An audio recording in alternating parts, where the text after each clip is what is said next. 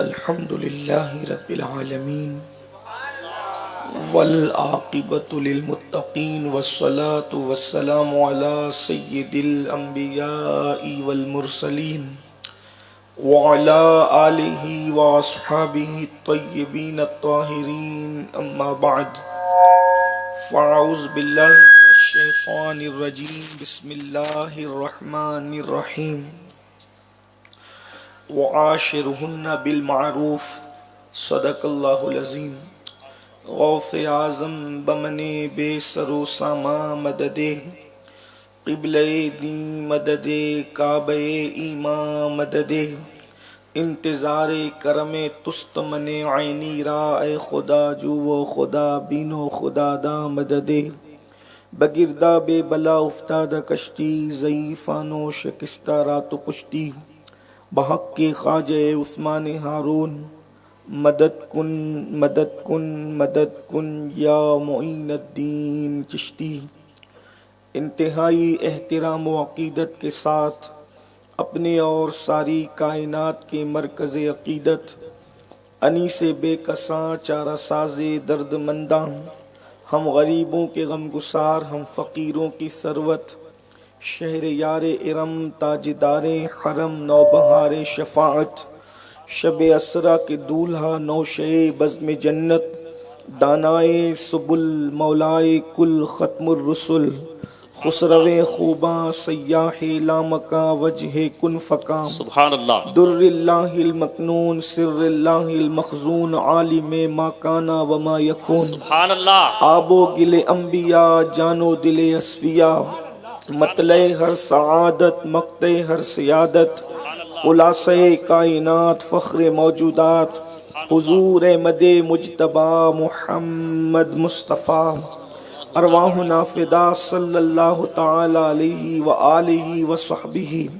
وبارک وسلم کی بارگاہ بے کس پناہ میں جس طریقے سے پڑھاؤں بلند آواز سے میرے ساتھ مل کر پڑھیں. الصلاۃ والسلام علیک یا رسول اللہ الصلاۃ والسلام علیک یا نبی اللہ الصلاۃ والسلام علیک یا حبیب اللہ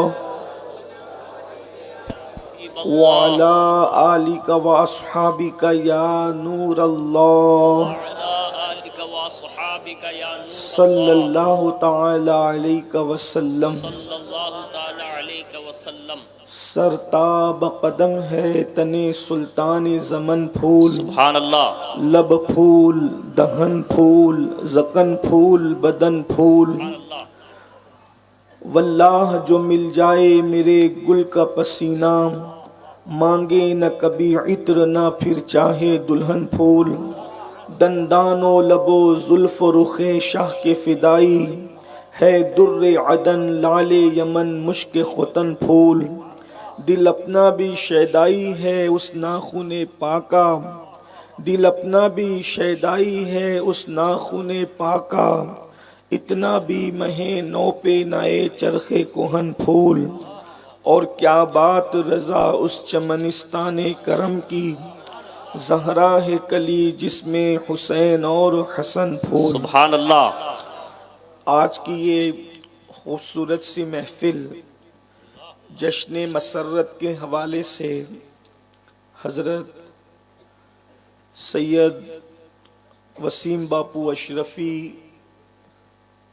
سلمہ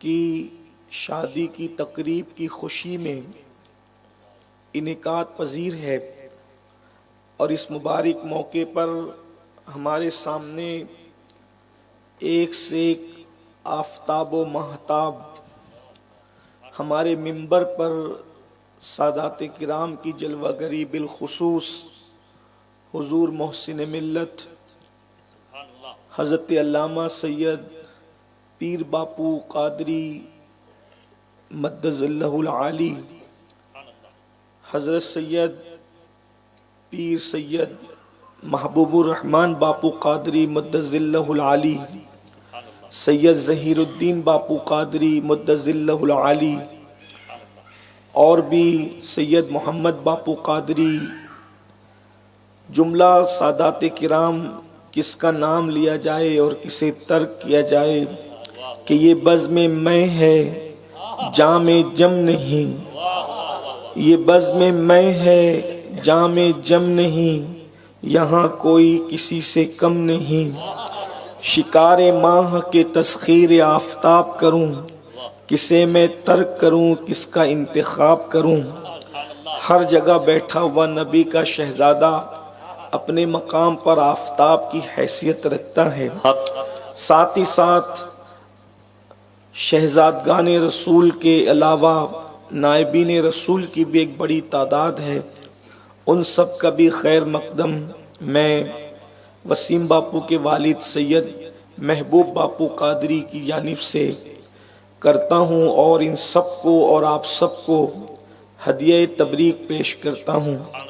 دعا کرتا ہوں کہ اللہ تبارک و تعالی اس شادی کو خانہ آبادی بنائے، وہ بہاریں دیں کہ کبھی خزاں نہ آئے، وہ خوشیاں دے کہ کبھی غم کا منہ نہ دیکھے، وہ محبت دے کہ نفرت کبھی کالو کوس سے بھی گزر کر آگے نہ بڑھ سکے، اور سیرت مصطفیٰ صلی اللہ علیہ وآلہ وسلم کے سانچے میں زوجین کو ہونے والے اللہ پاک ڈھلنے کی توفیق عطا فرمائے۔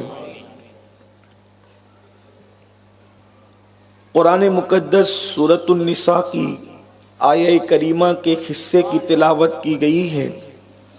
اللہ تبارک و تعالی اس کے متعلق مجھے حق کہنے اور آپ سب کو حق سن کر اس پر عمل کرنے اور اسے عام کرنے کی توفیق عطا فرمائے۔ آمین۔ اسلام دین فطرت ہے، بے شک یہ مذہب نیچر کی بات کرتا ہے۔ جی، اسلام نے کبھی فطرت سے بغاوت نہیں سکھائی، بے شک بلکہ اسلام نے فطری تقاضوں کو پورا کرنے کا حکم دیا۔ بے شک عیسائی مذہب کے اندر عورت اور گناہ دونوں ایک ہی چیز ہے۔ اللہ اللہ، جس طریقے سے وہ گناہ کو برا جانتے ہیں، ابھی کی ان کی پوزیشن نہیں پتا، لیکن جو ان کی قدیم اور پرانی کتابیں ہیں اس کے اندر یہ بات لکھی ہوئی ہے کہ عورت اور گناہ دونوں ایک ہی چیز ہے، یہ ایک سکے کے دو رخ ہیں۔ اسی طرح یہودی مذہب کے اندر اگر عورت مخصوص ایام سے گزرتی ہے تو وہ لوگ عورت کو گھر سے نکال دیا کرتے تھے۔ اسی طرح ایک مذہب اور یہاں مذہب کے ماننے والے، کئی مذاہب کے ماننے والے ہیں، ایک مذہب میں روحانی ترقی میں عورت کو سب سے بڑی رکاوٹ تصور کیا گیا ہے، اس لیے وہ لوگ جو مذہبی ہیں وہ عورتوں سے دور رہتے ہیں، لیکن جو مذہب اسلام ہے اور جو تمام انبیاء کا مذہب ہے، مذہب اسلام صرف ہمارا مذہب نہیں ہے، بلکہ حضرت آدم علیہ السلام بھی اسلام ہی لے کر آئے تھے۔ حضرت نوح، حضرت شیس، جتنے انبیاء کرام آئے وہ سب اسلام لے کر کے آئے، اور اللہ کے رسول صلی اللہ علیہ وآلہ وسلم جب تشریف لائے تو اسلام کی تکمیل ہو گئی، اسلام مکمل ہو گیا، اور اللہ کا اعلان آ گیا، الیوم اکملت لکم دینکم واتممت علیکم نعمتی وردیت لکم الاسلام دینا، کہ ہم نے تمہارے لیے تمہارا دین مکمل کر دیا۔ ہر نبی دین لے کر آئے، اسلام لے کر آئے، مگر میرے آقا صلی اللہ علیہ وآلہ وسلم کی آمد پر دین مکمل ہو گیا۔ اللہ کے رسول صلی اللہ علیہ وآلہ وسلم پر دین کی تکمیل ہو گئی۔ اس کی وجہ یہ ہے، مکمل اس لیے ہو گیا کہ اب میرے آقا صلی اللہ علیہ وآلہ وسلم کے بعد نہ کوئی نبی آنے والا تھا نیا، نہ کوئی رسول آنے والا تھا۔ اب کسی کی پیدائش کی گنجائش نہیں ہے۔ آخری نبی کی آمد کے بعد اب کوئی نیا نبی نہیں آئے گا۔ اب کوئی نیا رسول نہیں آئے گا، اللہ اکبر، نہ ذلی رسول آئے گا، نہ اور کسی اعتبار سے کوئی رسول آئے گا، بے شک اور اللہ کے حبیب صلی اللہ علیہ وآلہ وسلم نے اس دین کی تکمیل فرما دی، اور اللہ کے حبیب صلی اللہ علیہ وآلہ وسلم نے نکاح کی اہمیت کو کس انداز سے بیان فرمایا۔ اللہ کے رسول صلی اللہ علیہ وآلہ وسلم فرماتے ہیں خوشبو لگانا یہ ہر نبی کی سنت ہے۔ آقا کریم صلی اللہ علیہ وآلہ وسلم فرماتے ہیں خوشبو لگانا یہ ہر نبی کی سنت ہے، اسی طریقے سے اخلاق سے پیش آنا یہ ہر نبی کی سنت ہے، یعنی کچھ باتیں ایسی ہیں جو ہر نبی کی زندگی میں ملے گی۔ خوشبو ہر نبی نے لگایا ہے اور ہر نبی نے خوشبو کو پسند کیا ہے۔ اس سے پتہ چلا کہ اسلام میں خوشبو کی بڑی اہمیت ہے۔ اور آپ کو اگر وقت میں کوئی گنجائش رہی تو میں کچھ باتیں خوشبو کے حوالے سے عرض کروں گا۔ خوشبو انسان کی زندگی کے اندر بہت اثر رکھتی ہے۔ خوشبو کا انسانی زندگی سے بڑا گہرا تعلق ہے، اسی لیے فرمایا سیدنا امام اعظم ابو حنیفہ رضی اللہ تعالیٰ عنہ نے کہ خوشبو کا استعمال جو زیادہ کرتا ہے اللہ اس کی عقل میں اضافہ فرماتا ہے، اس لیے خوشبو لگایا کرو۔ اور ایک بات میں آپ کو بتاؤں، اللہ کے رسول صلی اللہ علیہ وآلہ وسلم نے جب مولائے کائنات سے فرمایا کہ علی میں تمہارا نکاح فاطمہ کے ساتھ کرنا چاہتا ہوں، تو مولائے کائنات نے عرض کیا یا رسول اللہ صلی اللہ علیہ وآلہ وسلم میرے پاس تو مال ہے ہی نہیں۔ تو آقا کریم صلی اللہ علیہ وآلہ وسلم فرماتے ہیں تمہارے پاس تین چیزیں ہیں، گھوڑا، تلوار اور زرہ۔ گھوڑا اور تلوار تو تمہاری ضرورت ہے، لیکن زرہ کو بیچ دو، فروخت کرو۔ اب آپ اندازہ فرمائیں اللہ کے حبیب علیہ السلام نے ارشاد فرمایا زرہ بیچ دو، اور زرہ بیچ کے کیا کروں؟ آقا ارشاد فرماتے ہیں دو چیز کا انتظام کرو، ایک تو مہر کا انتظام کرو اور ایک تو خوشبو کا انتظام کرو۔ اندازہ فرمائیں خوشبو انسانی زندگی میں کتنی قیمتی ہے، کتنی اہم ہے۔ آج اس سنت سے بھی کہیں نہ کہیں ہم دور ہوتے جا رہے ہیں۔ اور یاد رکھنا انسان جب خوشبو لگاتا ہے اس کی عقل میں اضافہ ہوتا ہے، تو ہر نبی کی سنت ہے خوشبو لگانا۔ اور اگر آپ عطر بہت سے لوگ لگاتے ہیں، پرفیوم بہت سارے لوگ استعمال کرتے ہیں، لیکن کوئی سوچتا ہے کہ لوگ میں باہر نکلوں تو پوچھے کہ کتنی اچھی خوشبو ہے، کہاں سے خریدی، یا لوگ یہ سوچتے ہیں کہ بڑی مہنگی خوشبو ہے، لوگ پوچھیں گے تو فخر سے بتائیں گے یہ اتنی مہنگی ہے، یہاں کی ہے، وہاں کی ہے۔ یاد رکھنا اگر اس نیت سے لگاتے ہو کہ مصطفیٰ جان رحمت اور تمام نبیوں کی سنت ہے، تو جب تک خوشبو کا اثر جسم پر باقی رہے گا اللہ تبارک و تعالی سنت پر عمل کرنے کا ثواب عطا فرماتا رہے گا۔ اور خوشبو کا دوستوں کے درمیان، لوگوں کے درمیان، حتیٰ کہ ازدواجی زندگی کے اندر بہت بڑا عمل دخل ہے۔ تو فرمایا ہر نبی کی سنت ہے خوشبو لگانا، ہر نبی کی سنت ہے با اخلاق ہونا، یعنی اللہ کا ہر نبی با اخلاق ہوا ہے۔ اور فرمایا ہر نبی کی سنت ہے نکاح کرنا، ہر نبی نے نکاح کیا ہے، کوئی بھی نبی نکاح کے بغیر نہیں رہے۔ اللہ اکبر۔ حتیٰ کہ حضرت سیدنا عیسیٰ علیہ السلام ایک پیغمبر ہے جنہوں نے نکاح نہیں فرمایا، لیکن آپ چونکہ آسمان پر اٹھائے گئے ہیں، جب آپ قریب قیامت زمین پہ تشریف لائیں گے تو آپ بھی نکاح فرمائیں گے۔ اس سے نکاح کی اہمیت پتہ چلتی ہے۔ ایک حدیث مبارکہ نکاح کا انکار کرنے والے، نکاح سے نفرت کرنے والے ان کو جھجوڑ رہی ہے۔ اللہ کے رسول علیہ السلام آج اس لیے کہ یہ مادیت کا دور ہے، ٹیکنالوجی کا دور ہے، اور ایک بات یہ بھی عرض کروں زنا کے عروج کا دور ہے، گندگی اور معاذ اللہ بدکاری کا دور ہے، اس لیے کہ یورپ کی دنیا کے اندر مرد کا مرد کے ساتھ بدکاری کرنا اس کو قانونی شکل وہ دیتے ہیں اور اس کو برا نہیں سمجھتے۔ ظاہر سی بات ہے جب کوئی مرد کے ساتھ بدی کرے گا تو اس کی توجہ نکاح کی طرف کیوں جائے گی؟ اسی لیے بہت سارے لوگ نکاح کا مذاق اڑاتے ہیں، نکاح کا انکار کرتے ہیں، اور چونکہ ہم اسی ماحول میں جیتے ہیں تو ماحول میں جینے کی بنیاد پر ماحول کا اثر پڑتا ہے۔ اللہ اکبر۔ اللہ کے حبیب علیہ الصلوۃ و تسلیم فرماتے ہیں جو نکاح نکاح سے انکار کرے گا وہ دو میں سے کوئی ایک ہوگا۔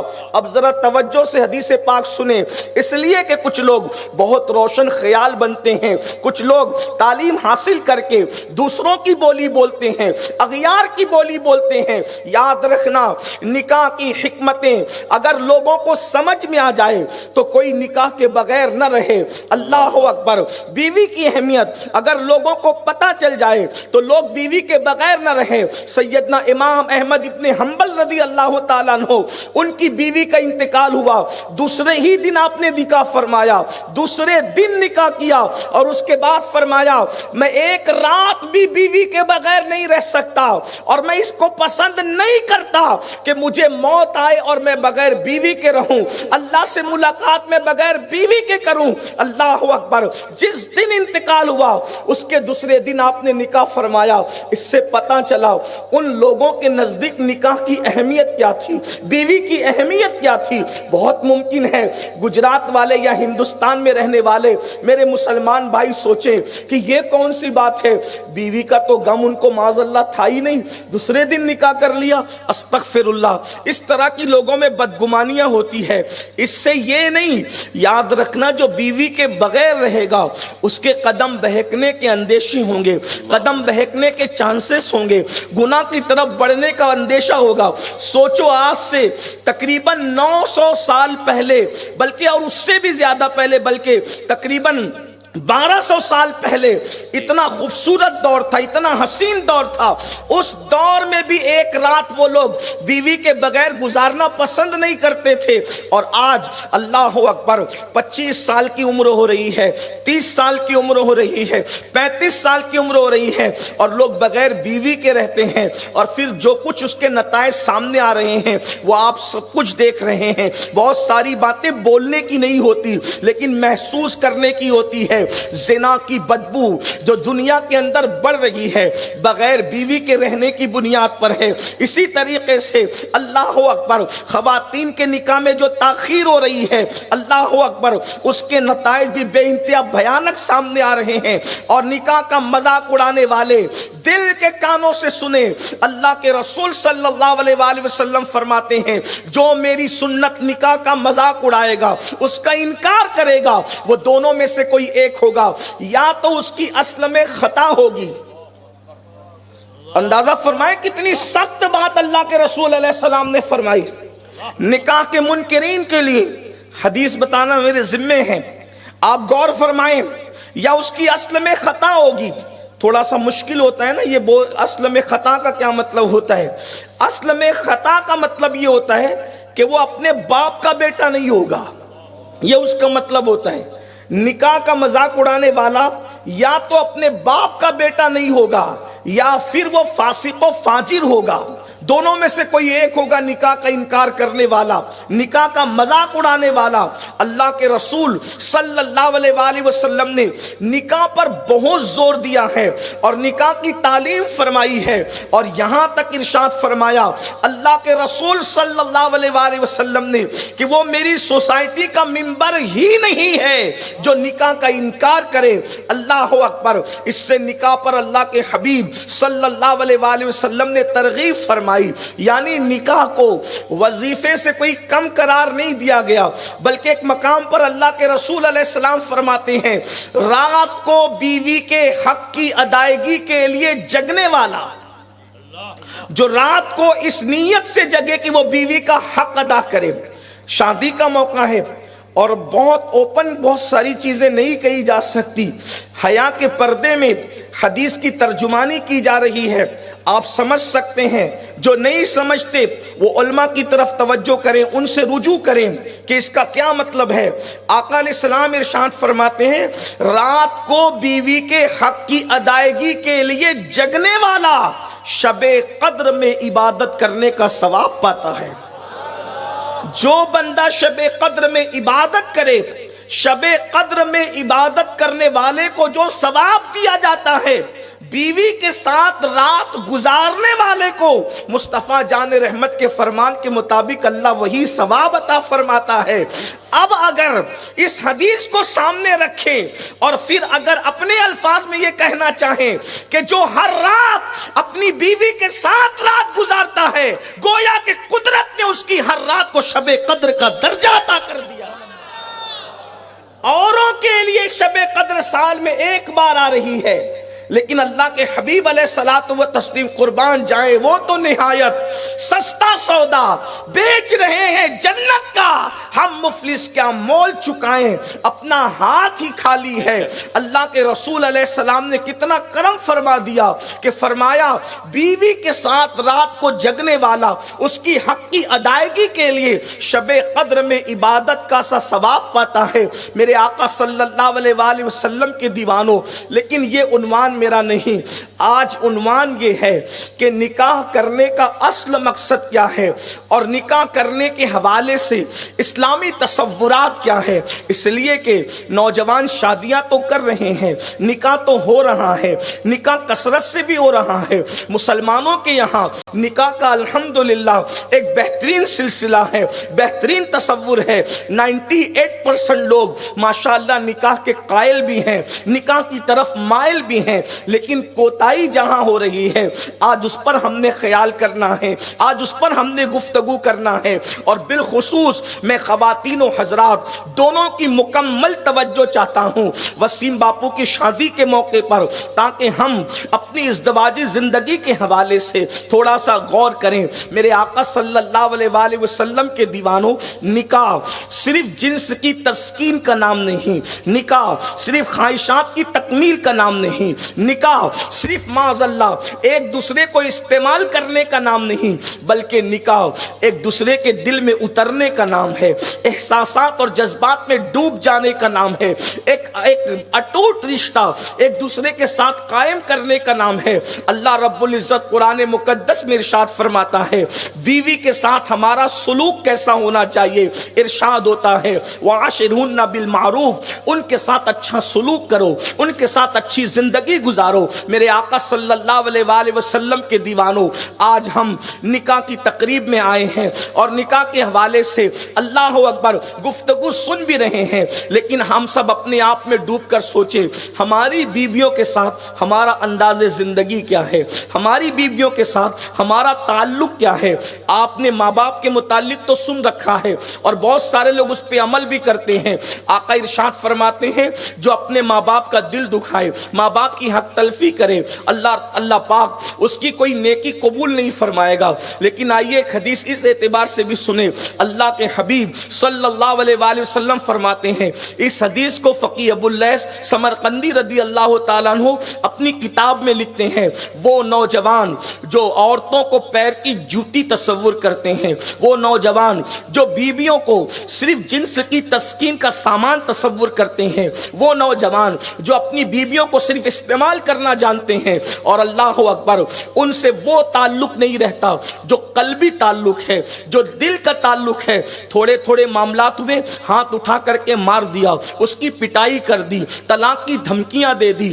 یاد رکھنا اللہ کے بندو، میرے آقا مصطفیٰ کریم صلی اللہ علیہ وآلہ وسلم ارشاد فرماتے ہیں کہ جس نے اللہ اکبر اپنی بیوی کو اذیت پہنچائی، زبان سے اس کو تکلیف پہنچائی، اس کو مارا پیٹا، اس کی حق تلفی کی، اگر وہ پہاڑوں جیسی نیکیاں لے کر آئے گا تو اللہ نہ اس کا کوئی فرض قبول کرے گا نہ اس کا نفل قبول کرے گا. آپ مجھے بتائیں اللہ اکبر ماہ رمضان کے روزے رکھنے کے بعد اپنے آپ کو جنتی تصور کرنے والوں، چہروں پہ داڑیاں سجا کر اپنے آپ کو دیندار تصور کرنے والوں، مسجدوں میں نمازیں پڑھ کر اپنے آپ کو نیک اور پرہیزگار تصور کرنے والوں، اللہ کے حبیب صادق و مصدوق فرما رہے ہیں نہ تمہارا نفل قبول ہے نہ تمہارا فرض قبول ہے، اس لیے کہ تم اپنی عورتوں کو اذیت پہنچاتے ہو، اپنی عورتوں کو تکلیف پہنچاتے ہو. اللہ اکبر.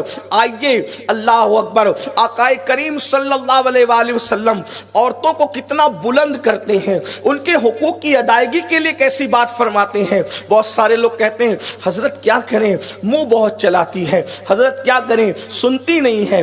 ان کو بھی اللہ کے رسول نے فرمایا، لیکن ہمیں فرمایا اگر کسی کی بیوی بد اخلاق ہو، قسمت کی بات تقدیر کی بات، کسی بہت نیک متقی اور پرہیزگار کو بھی بد اخلاق بیوی مل سکتی ہے، زبان دراز مل سکتی ہے، ہو سکتا ہے، قسمت کی بات۔ سب کو اگر نیک بیویاں ملنے لگے تو پھر دنیا کیوں رہ جائے؟ دنیا کہتے ہی اسے ہیں جہاں ہر من کی مراد پوری نہیں ہوتی۔ دنیا کی تعریف اگر کی جائے تو یہاں کسی کی بھی من کی مراد مکمل پوری نہیں ہوئی۔ 10 مانگا 8 ملا، 9 ملا، 6 ملا، 5 ملا، اس لیے کہ یہ جنت نہیں ہے۔ یہ جنت کی خصوصیت ہے، جو تمنا کرو گے وہ ملے گا۔ دنیا ہے، یہاں ہر چیز نہیں ملتی۔ کسی کی بھی بات کریں، نیک سے نیک انسان بھی دنیا سے گیا تو کچھ نہ کچھ تمنا لے کر کے گیا، کچھ نہ کچھ آرزو لے کر کے گیا۔ اور کبھی کبھی بد اخلاق بیویوں کا مل جانا بھی کسی کے لیے رحمت ثابت ہوتا ہے، اس لیے کہ اللہ کے رسول صلی اللہ علیہ وآلہ وسلم فرماتے ہیں، جس نے اپنی بیوی کی بد اخلاقی پہ صبر کیا، اللہ اسے صبر ایوب کا ثواب عطا فرماتا ہے۔ صبر ایوب کسے کہتے ہیں؟ حضرت ایوب علیہ السلام کا صبر کسے کہتے ہیں؟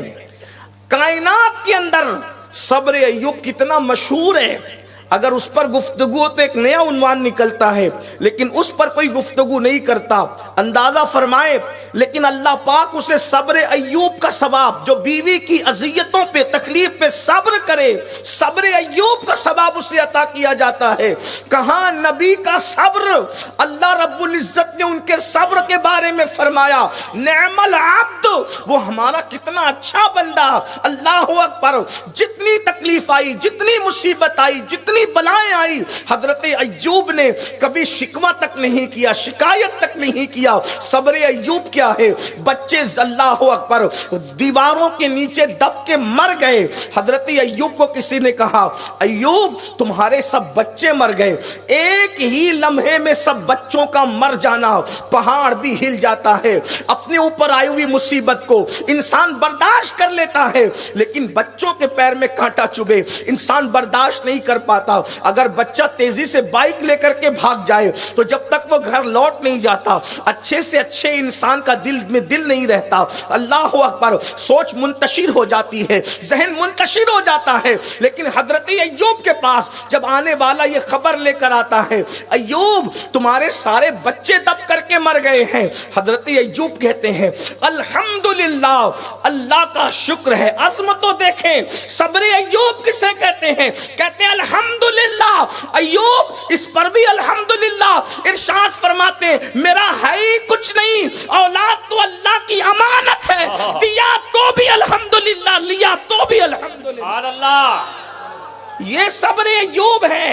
اس صبر ایوب کا تصور کون کر سکتا ہے؟ فی الحال پھر اس کے بعد مویشی مر گئے، گھر اجڑ گیا، سب کچھ ختم ہو گیا، حتیٰ کہ جسم میں آبلے پڑ گئے، جسم میں آبلے پڑ گئے، پورے جسم میں اللہ رب العزت نے بیماری ڈالی۔ اچھے سے اچھے دوست بھی ساتھ چھوڑ گئے۔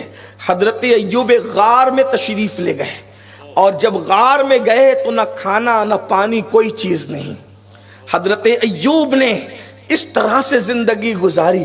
ایک دن ایسا ہوا کہ حضرت ایوب مکمل صبر کا پیکر بنے تھے، بلکہ اگر میں اپنے ذوق کے مطابق کہوں کہ ایوب علیہ السلام کے صبر کو دیکھ کر حیرت بھی حیرت میں مبتلا تھی، حیرت بھی حیرت میں ڈوب گئی ہوگی۔ کوئی ایسا بھی صبر کر سکتا ہے؟ لیکن حضرت ایوب کی بیماری نے جب آپ کے دل پہ حملہ کیا اور آپ کی زبان پہ حملہ کیا تو حضرت ایوب کی چیخ نکل گئی، ایوب علیہ السلام کی چیخ نکل گئی۔ حضرت ایوب تھے بڑے خوبصورت، بہت مالدار تھے، اولاد بھی بہت تھی، تو حضرت ایوب کی چیخ نکلی تو اللہ نے فرمایا، میرے ایوب کیا میری شکایت کر رہے ہو؟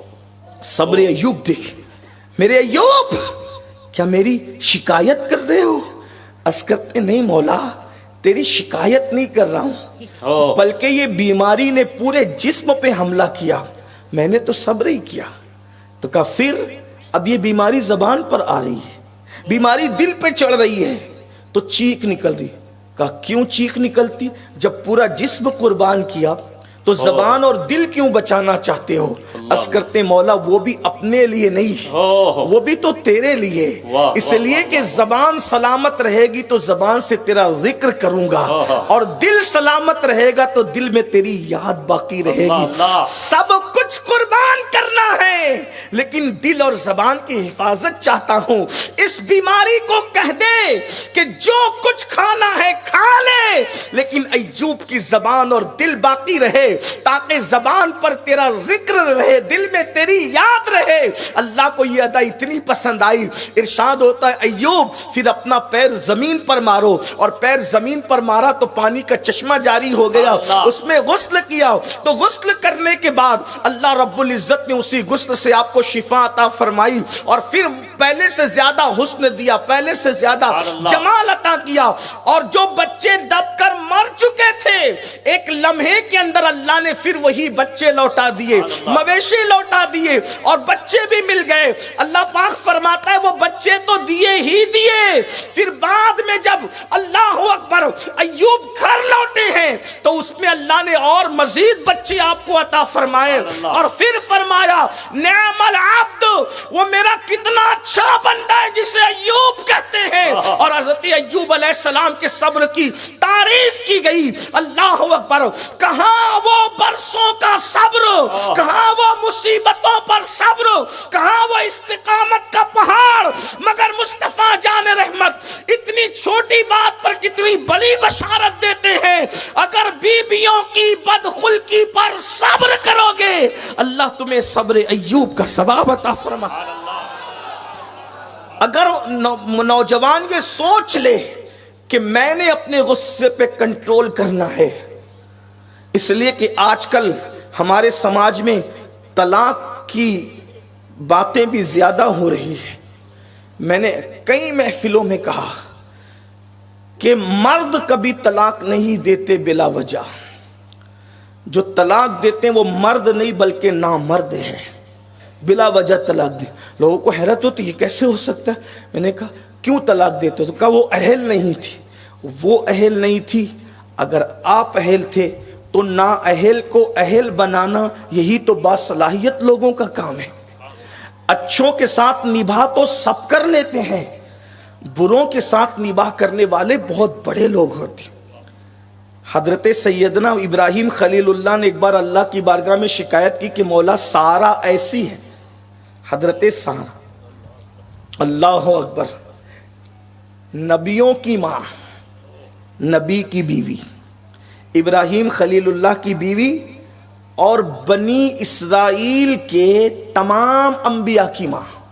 اس لیے کہ حضرت سارا سے اسحاق علیہ السلام پیدا ہوئے, اور اسحاق علیہ السلام سے حضرت یعقوب پیدا ہوئے, اور حضرت یعقوب سے سارے انبیاء بنی اسرائیل پیدا ہوئے حضرت عیسیٰ علیہ السلام تک.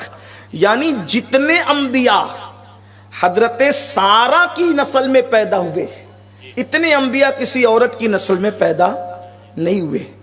حضرت ابراہیم علیہ السلام نے ان کی شکایت کی حضرت سارا کی کہ مولا سارا ایسا, جو بھی کہا میں اس کی تشریح نہیں کرتا, اس لیے کہ نبی کی بیوی انبیاء کی ماں ہے, لیکن عورت ہے جی, عورت ہے. تو یہ روایت جہاں سے میں پڑھ رہا ہوں اس کو بھی فقیہ ابو لیث سمرقندی نے قرۃ العیون کے اندر لکھا ہے جی, کہ اللہ کی حضرت خلیل اللہ کس سے شکایت کرتے. اس سے یہ بھی پتا چلا کہ بیوی کی شکایت غیر اللہ سے نہ کیا کرو.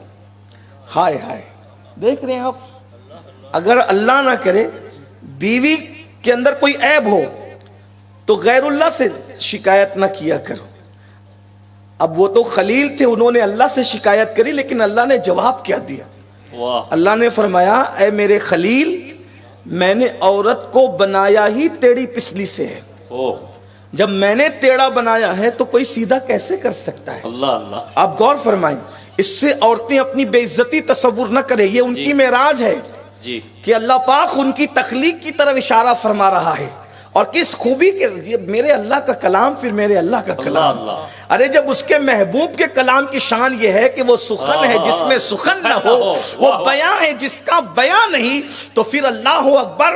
اللہ کے کلام کی شان کیا ہے؟ اللہ نے فرمایا خلیل میں نے عورت کو ٹیڑھی پسلی سے بنایا.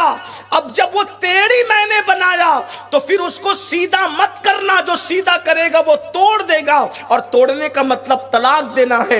تو اس کو سیدھا کرنے کی، جس کو خدا نے ٹیڑھی پسلی سے بنایا ہے اس کو کوئی سیدھا نہیں کر سکتا. اب یہاں پر لوگ بیٹھ کر کے باتیں کرتے ہیں، دیکھو عورتوں کو اسلام ٹیڑھی کہتا ہے. یہ تو سوچ کہ ٹیڑھی کہاں کی کہتا ہے. اللہ اکبر. اللہ فرماتے ہیں میں نے ٹیڑھی پسلی سے بنایا، عورتوں کو پیر کی خاک سے نہیں بنایا، عورتوں کو سر کے بال سے نہیں بنایا، عورتوں کو بدن کے میل سے نہیں بنایا، عورتوں کو گوشت پوشت سے نہیں بنایا، عورتوں کو آنکھ کے آنسوؤں سے نہیں بنایا. عورتوں کو فرمایا کہ ٹیڑھی پسلی سے بنایا، اور پسلی بھی ہر معاملے میں دایا پسند کیا، لیکن عورت کو بنایا تو بائیں طرف کی پسلی سے بنایا. اور بائیں طرف کی پسلی سے کیوں بنایا؟ اس لیے کہ بائیں طرف دل ہے، اور دل کے قریب کی پسلی سے بنایا. اور مردوں کو پیغام دیا عورت نہ سر پہ رکھنے کی چیز ہے نہ پیر میں پہننے کی چیز ہے،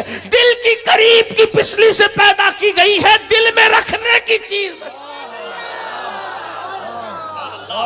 ان کی دل جوئی کرو، ان کے ساتھ اچھا سلوک کرو. اللہ اکبر. عورتوں کے ساتھ حسن سلوک کرنا، اللہ کے رسول صلی اللہ علیہ وآلہ وسلم بذات خود کتنا اچھا سلوک کرتے. فرماتے ہیں اگر کسی کامل ایمان والے کو دیکھنا ہے، اب معیار دیکھیں.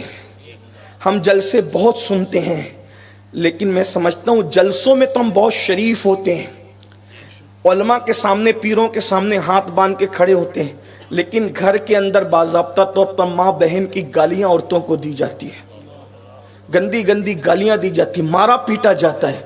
یہ اپنا مذہب نہیں سکھاتا. وہ حدیث پوری کر دوں پھر آگے بڑھوں. تو آپ نے سوچا کہ بھئی عورتوں پہ ان کے بد اخلاقی اور ظلم پہ صبر کرے تو صبر ایوب کا ثواب ملتا ہے. اگر شوہر ظالم ہو تو عورتیں گھر سے بھاگا نہ کرے، جلدی سے طلاق کا مطالبہ نہ کرے، جلدی سے گھبرائے نہیں. مردوں کو تو یہ کہا، عورتوں کے معاملے میں ڈبل بات کہی گئی. ارشاد فرمایا اگر بیوی ظالم بد اور بد اخلاق شوہر کے ظلم پہ صبر کرے. دیکھو صبر کسے کہتے ہیں پہلے یہ سمجھیں. ساری دنیا میں ڈھنڈورا پیٹے کہ میرا شوہر ایسا اور بدماش اور یہ اور وہ، اور پھر اس باپ دھمکی دے کے کیس کر دیں گے اور جیل کی سلاخوں کے پیچھے ڈال دیں گے اور ایسا کر دیں گے ویسا کر دیں گے، پھر گھر آ کے کہے میں تو صبر کرتی ہوں اپنے شوہر کی تکلیف. یہ صبر نہیں ہے. صبر کا مطلب یہ ہے کہ کسی کو خبر بھی نہ ہو کہ تم پر کیا بیت رہی ہے. شوہر بھی صبر کا مطلب ہوتا ہے رک جانا. جی صبر کا مطلب ہوتا ہے رک جانا. کسی چیز سے رکنے کو صبر کہتے ہیں. جب کوئی مرتا ہے تو ہم کہتے ہیں صبر کرو. مطلب کیا؟ یعنی آپ رک جاؤ، اللہ کی حد کو نہ توڑو. رونے سے رکو، نوحہ سے رکو، آہو بکا سے رکو. رکنے کا نام صبر ہے. اسی لیے روزے کو بھی صبر کہتے ہیں، کیونکہ روزے میں انسان رکتا ہے کھانے سے، پینے سے اور وظیفہ زوجیت سے رکتا ہے. اسی کو روزہ کہتے ہیں.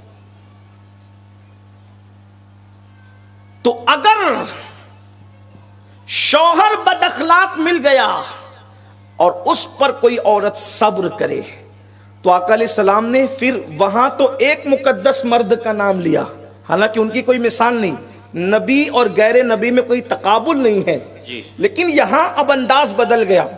آقا ارشاد فرماتے ہیں اگر عورت صبر کرے شوہر کی بدخلقی پر تو اللہ اسے حضرت مریم اور حضرت آسیہ کے صبر کا ثواب عطا فرماتا ہے. اب یہاں دو عورتوں کا تذکرہ فرمایا، حضرت مریم کا، نبی کی ماں ہے، اور حضرت آسیہ یہ فرعون کی بیوی ہے. اور یہ وہ مقدس خاتون ہے جس کا ذکر اللہ نے قرآن میں فرمایا ہے. اور ان کا صبر کیا تھا، حضرت آسیہ کا صبر کیا تھا. اب یہاں ایک بات سنیں، فرعون جیسا شوہر اور آسیہ جیسی بیوی، مطلب جہنمی کے گھر میں جنتی. اللہ کا انتخاب دیکھیں، قدرت کا انتخاب دیکھیں. یعنی اگر اس دور کا سب سے بدترین کوئی مرد تھا وہ فرعون تھا، اور اس دور کی سب سے بہترین کوئی بیوی تھی تو وہ حضرت آسیہ تھی. آخر آسیہ کو فرعون کے گھر میں، بھئی اللہ تو جوڑے اللہ بناتا ہے، تو فرعون کے گھر میں آسیہ کو کیوں پہنچا دیا؟ اس کی حکمت ہے. اس کی وجہ یہ ہے، بہت سی حکمتوں میں سے ایک حکمت یہ ہے کہ چونکہ فرعون کے گھر میں اپنے محبوب پیغمبر حضرت موسیٰ کی پرورش کرنی تھی، تو موسیٰ کو پہنچانے سے پہلے حضرت موسیٰ کے لیے مومنہ گود کا انتظام حضرت آسیہ کی شکل میں کر دیا گیا. اور یہ بھی آپ سن لیں کہ جس دن سے حضرت آسیہ فرعون کے گھر گئی، اللہ نے فرعون سے مردانہ طاقت کو چھین لیا تاکہ حضرت آسیہ رضی اللہ تبارک و تعالی عنہا کے قریب فرعون نہ جا سکے. اور بعض صوفیاء نے یہ بیان فرمایا چونکہ حضرت آسیہ جنت میں مصطفیٰ جان رحمت کے نکاح میں آنے والی تھی، اس لیے اللہ تبارک و تعالیٰ نے فرعون کے ہاتھوں سے فرعون کے گھر میں پہنچنے کے بعد بھی ان کی یوں حفاظت فرمائی. یہ وہ مقدس خاتون ہے حضرت سیدہ آسیہ. تو فرعون نے سب کو کہا میں خدا ہوں، میں خدا ہوں، میں، سب نے اس کو جس نے ماننا تھا خدا مان لیا. آسیہ نے نہیں مانا، کہا میں تجھے خدا نہیں مانوں. اچھا چھپایا بھی نہیں بلکہ بتایا میں تجھے خدا نہیں مانوں. فرعون روزانہ حضرت آسیہ کو اپنے سپاہیوں کے ذریعے سے بلواتا اور کہتا مجھے سجدہ کرو. آپ کہتے میں تجھے سجدہ نہیں کروں گی. تو جانتے کیا کرتا؟ دیوار سے حضرت آسیہ کو لگا دیا جاتا. سمجھانے کے لیے بتا رہا ہوں جو روایتوں میں آیا ہے تاکہ آپ اس کو سمجھ سکیں. اور خواتین اگر دیکھ رہی ہیں تو ذرا تصور کریں کہ صبر آسیہ کیا ہے، حضرت سیدہ آسیہ کا صبر کیا ہے. دیوار سے لگا دیتا، ہاتھوں کے اندر کھوٹی ٹھوکی جاتی. کھوٹی سمجھتے؟ کیل.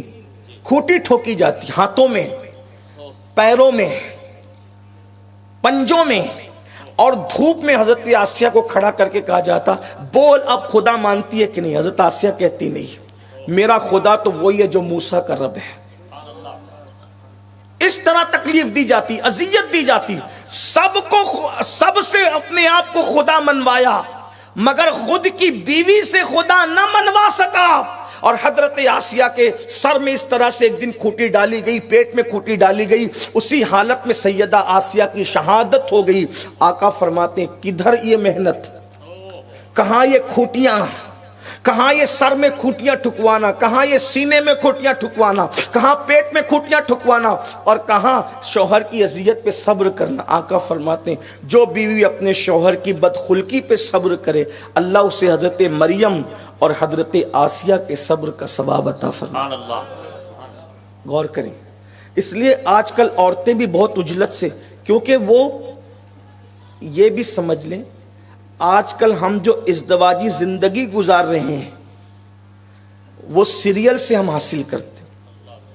بلکہ دکھ ہے، ہمیں تکلیف ہے کہ آج کل ازدواجی زندگی گزارنے کا طریقہ فلموں سے سیکھا جا رہا ہے، گندی ویب سائٹ سے سیکھا جا رہا ہے، ننگی فلموں سے سیکھا جا رہا ہے. بلکہ بزرگوں کے تقدس کا خیال ہے، ورنہ میری عادت ہے جیسا بیمار ویسی دوا.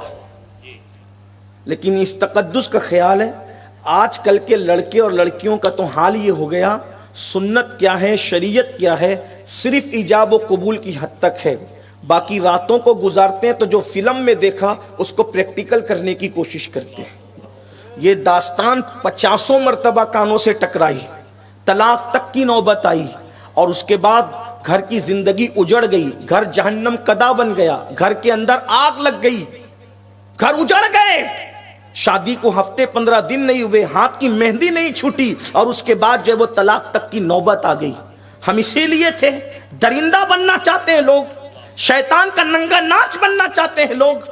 اللہ اکبر، اسلام کا حال تو یہ ہے، اسلام یہ تعلیم دیتا ہے۔ اللہ اکبر، ارشاد فرمایا گیا یہ عورتیں بغیر منہ کے، بغیر ایک گونگی گائے کی طرح تمہارے قبضے میں دے دی گئی ہے، ایک اللہ اکبر ملکیت کے اعتبار سے تمہارے قبضے میں دے دی گئی ہے۔ اب تم اس کا مس یوز کرو گے، اپنی ساری طاقتیں اس پر آزمانے کی کوشش کرو گے، گندی فلموں میں دیکھ کر۔ گندی فلمیں گھنٹے 4 گھنٹے کی ہے، ہماری زندگیاں گھنٹے 4 گھنٹے کی نہیں ہے۔ اللہ اکبر، بیوی پر طاقت آزمائی کرنے کی بجائے اللہ اکبر یہ سوچو کہ وہ ایک انسان ہے، صنف نازک ہے، اس کے سکھ دکھ کے خیال کا حکم ہے، اس کی بیماریوں کے خیال کا حکم ہے، اللہ اکبر اس کی طبیعت کے خیال کا حکم ہے۔ اس لیے سیریل، فلمیں، ویب سائٹ دیکھ کر جو زندگی گزارتے ہیں وہ بہت دن تک کے صحت مند نہیں رہ پاتے، بہت دن تک طاقتور نہیں رہ پاتے، بہت دن تک بیوی کو پیار دینے کے قابل نہیں رہ پاتے، خود بھی بیمار پڑتے ہیں، خود بھی مریض بن جاتے ہیں، خود بھی برباد ہوتے ہیں، بیوی کو بھی تباہ اور برباد کر دیتے ہیں۔ اگر گھر کو جہنم کدے کی بجائے جنت نشان دیکھنا چاہتے ہو تو ویب سائٹ کی فلموں کے مطابق زندگی نہ گزارو، سیریلوں کے مطابق زندگی نہ گزارو۔ اگر زندگی گزارنا ہے تو مصطفیٰ جان رحمت کی سیرت دیکھو، اللہ کے رسول علیہ السلام کی زندگی دیکھو، وہاں کیا خوبصورتی ہے، کیا حسن ہے۔ یوں تو آقا کریم صلی اللہ علیہ وآلہ وسلم کی پوری زندگی ہی معجزہ ہے، لیکن جب ہم حضور کے گھریلو زندگی کو دیکھتے ہیں طبیعت اش کر اٹھتی ہے۔ آقا علیہ السلام ارشاد فرماتے ہیں اگر کسی کو چاہیے کہ کامل ایمان والا بندہ دیکھے، کامل مومن، ہمارے یہاں کامل مومن کیا ہے؟ جس کے سر پہ ٹوپی خوبصورت ہوگی، امامے کے پیچ خوبصورت ہوں گے، لباس کی چال ڈھال خوبصورت ہوگی، ہاتھ میں تسبیح خوبصورت ہوگی۔ تسبیحاں اتنی مہنگی ہو گئی، کل تک کے تسبیحاں نہیں تھی، انگلیوں پہ پڑھنے والے تھے، لیکن وہ اللہ والے تھے۔ آج ہزاروں کی تسبیحاں خوبصورت ہاتھ میں، لیکن دل اللہ والا نہ ہوا۔ جگر مراد آبادی نے بہت اچھی بات کہی تھی، کہتے ہیں محو تسبیح ہی تو سب ہے مگر ادراک کہاں، محو تسبیح ہی تو سب ہے مگر ادراک کہاں، زندگی خود ہی عبادت ہے مگر ہوش نہیں۔ تسبیح پکڑنے والوں، ہم تسبیح کے منکر نہیں، ہم نے بھی بزرگوں سے تسبیح حاصل کی ہے، ہمارے ہاتھ میں بھی کبھی کبھار تسبیح رہتی ہے، لیکن اس تسبیح سے زیادہ قیمتی زندگی کو عبادت کے سانچے میں ڈھالنا ہے، اور وہ کیا ہے؟ فرمایا کامل مومن کو، کامل ایمان والے کو دیکھنا ہے تو اس کو دیکھو جو اپنی بیوی کے ساتھ سب سے اچھا سلوک کرتا ہے۔ سبحان اللہ۔ اچھا سلوک، بیوی کے ساتھ اچھے سلوک کا مطلب کیا؟ اس کی وضاحت بھی دوسری حدیث میں کی گئی، فرمایا جیسا تم کھاؤ ویسا اپنی بیوی کو کھلاؤ، جیسا تم کھاؤ۔ اب یہاں میں تبصرہ کرنے لگوں تو 1 گھنٹے کا وقت ناکافی ہو، لیکن میں بات ضرور کہوں گا، تھوڑا سا ٹائم جائے گا، لیکن معذرت چاہتا ہوں۔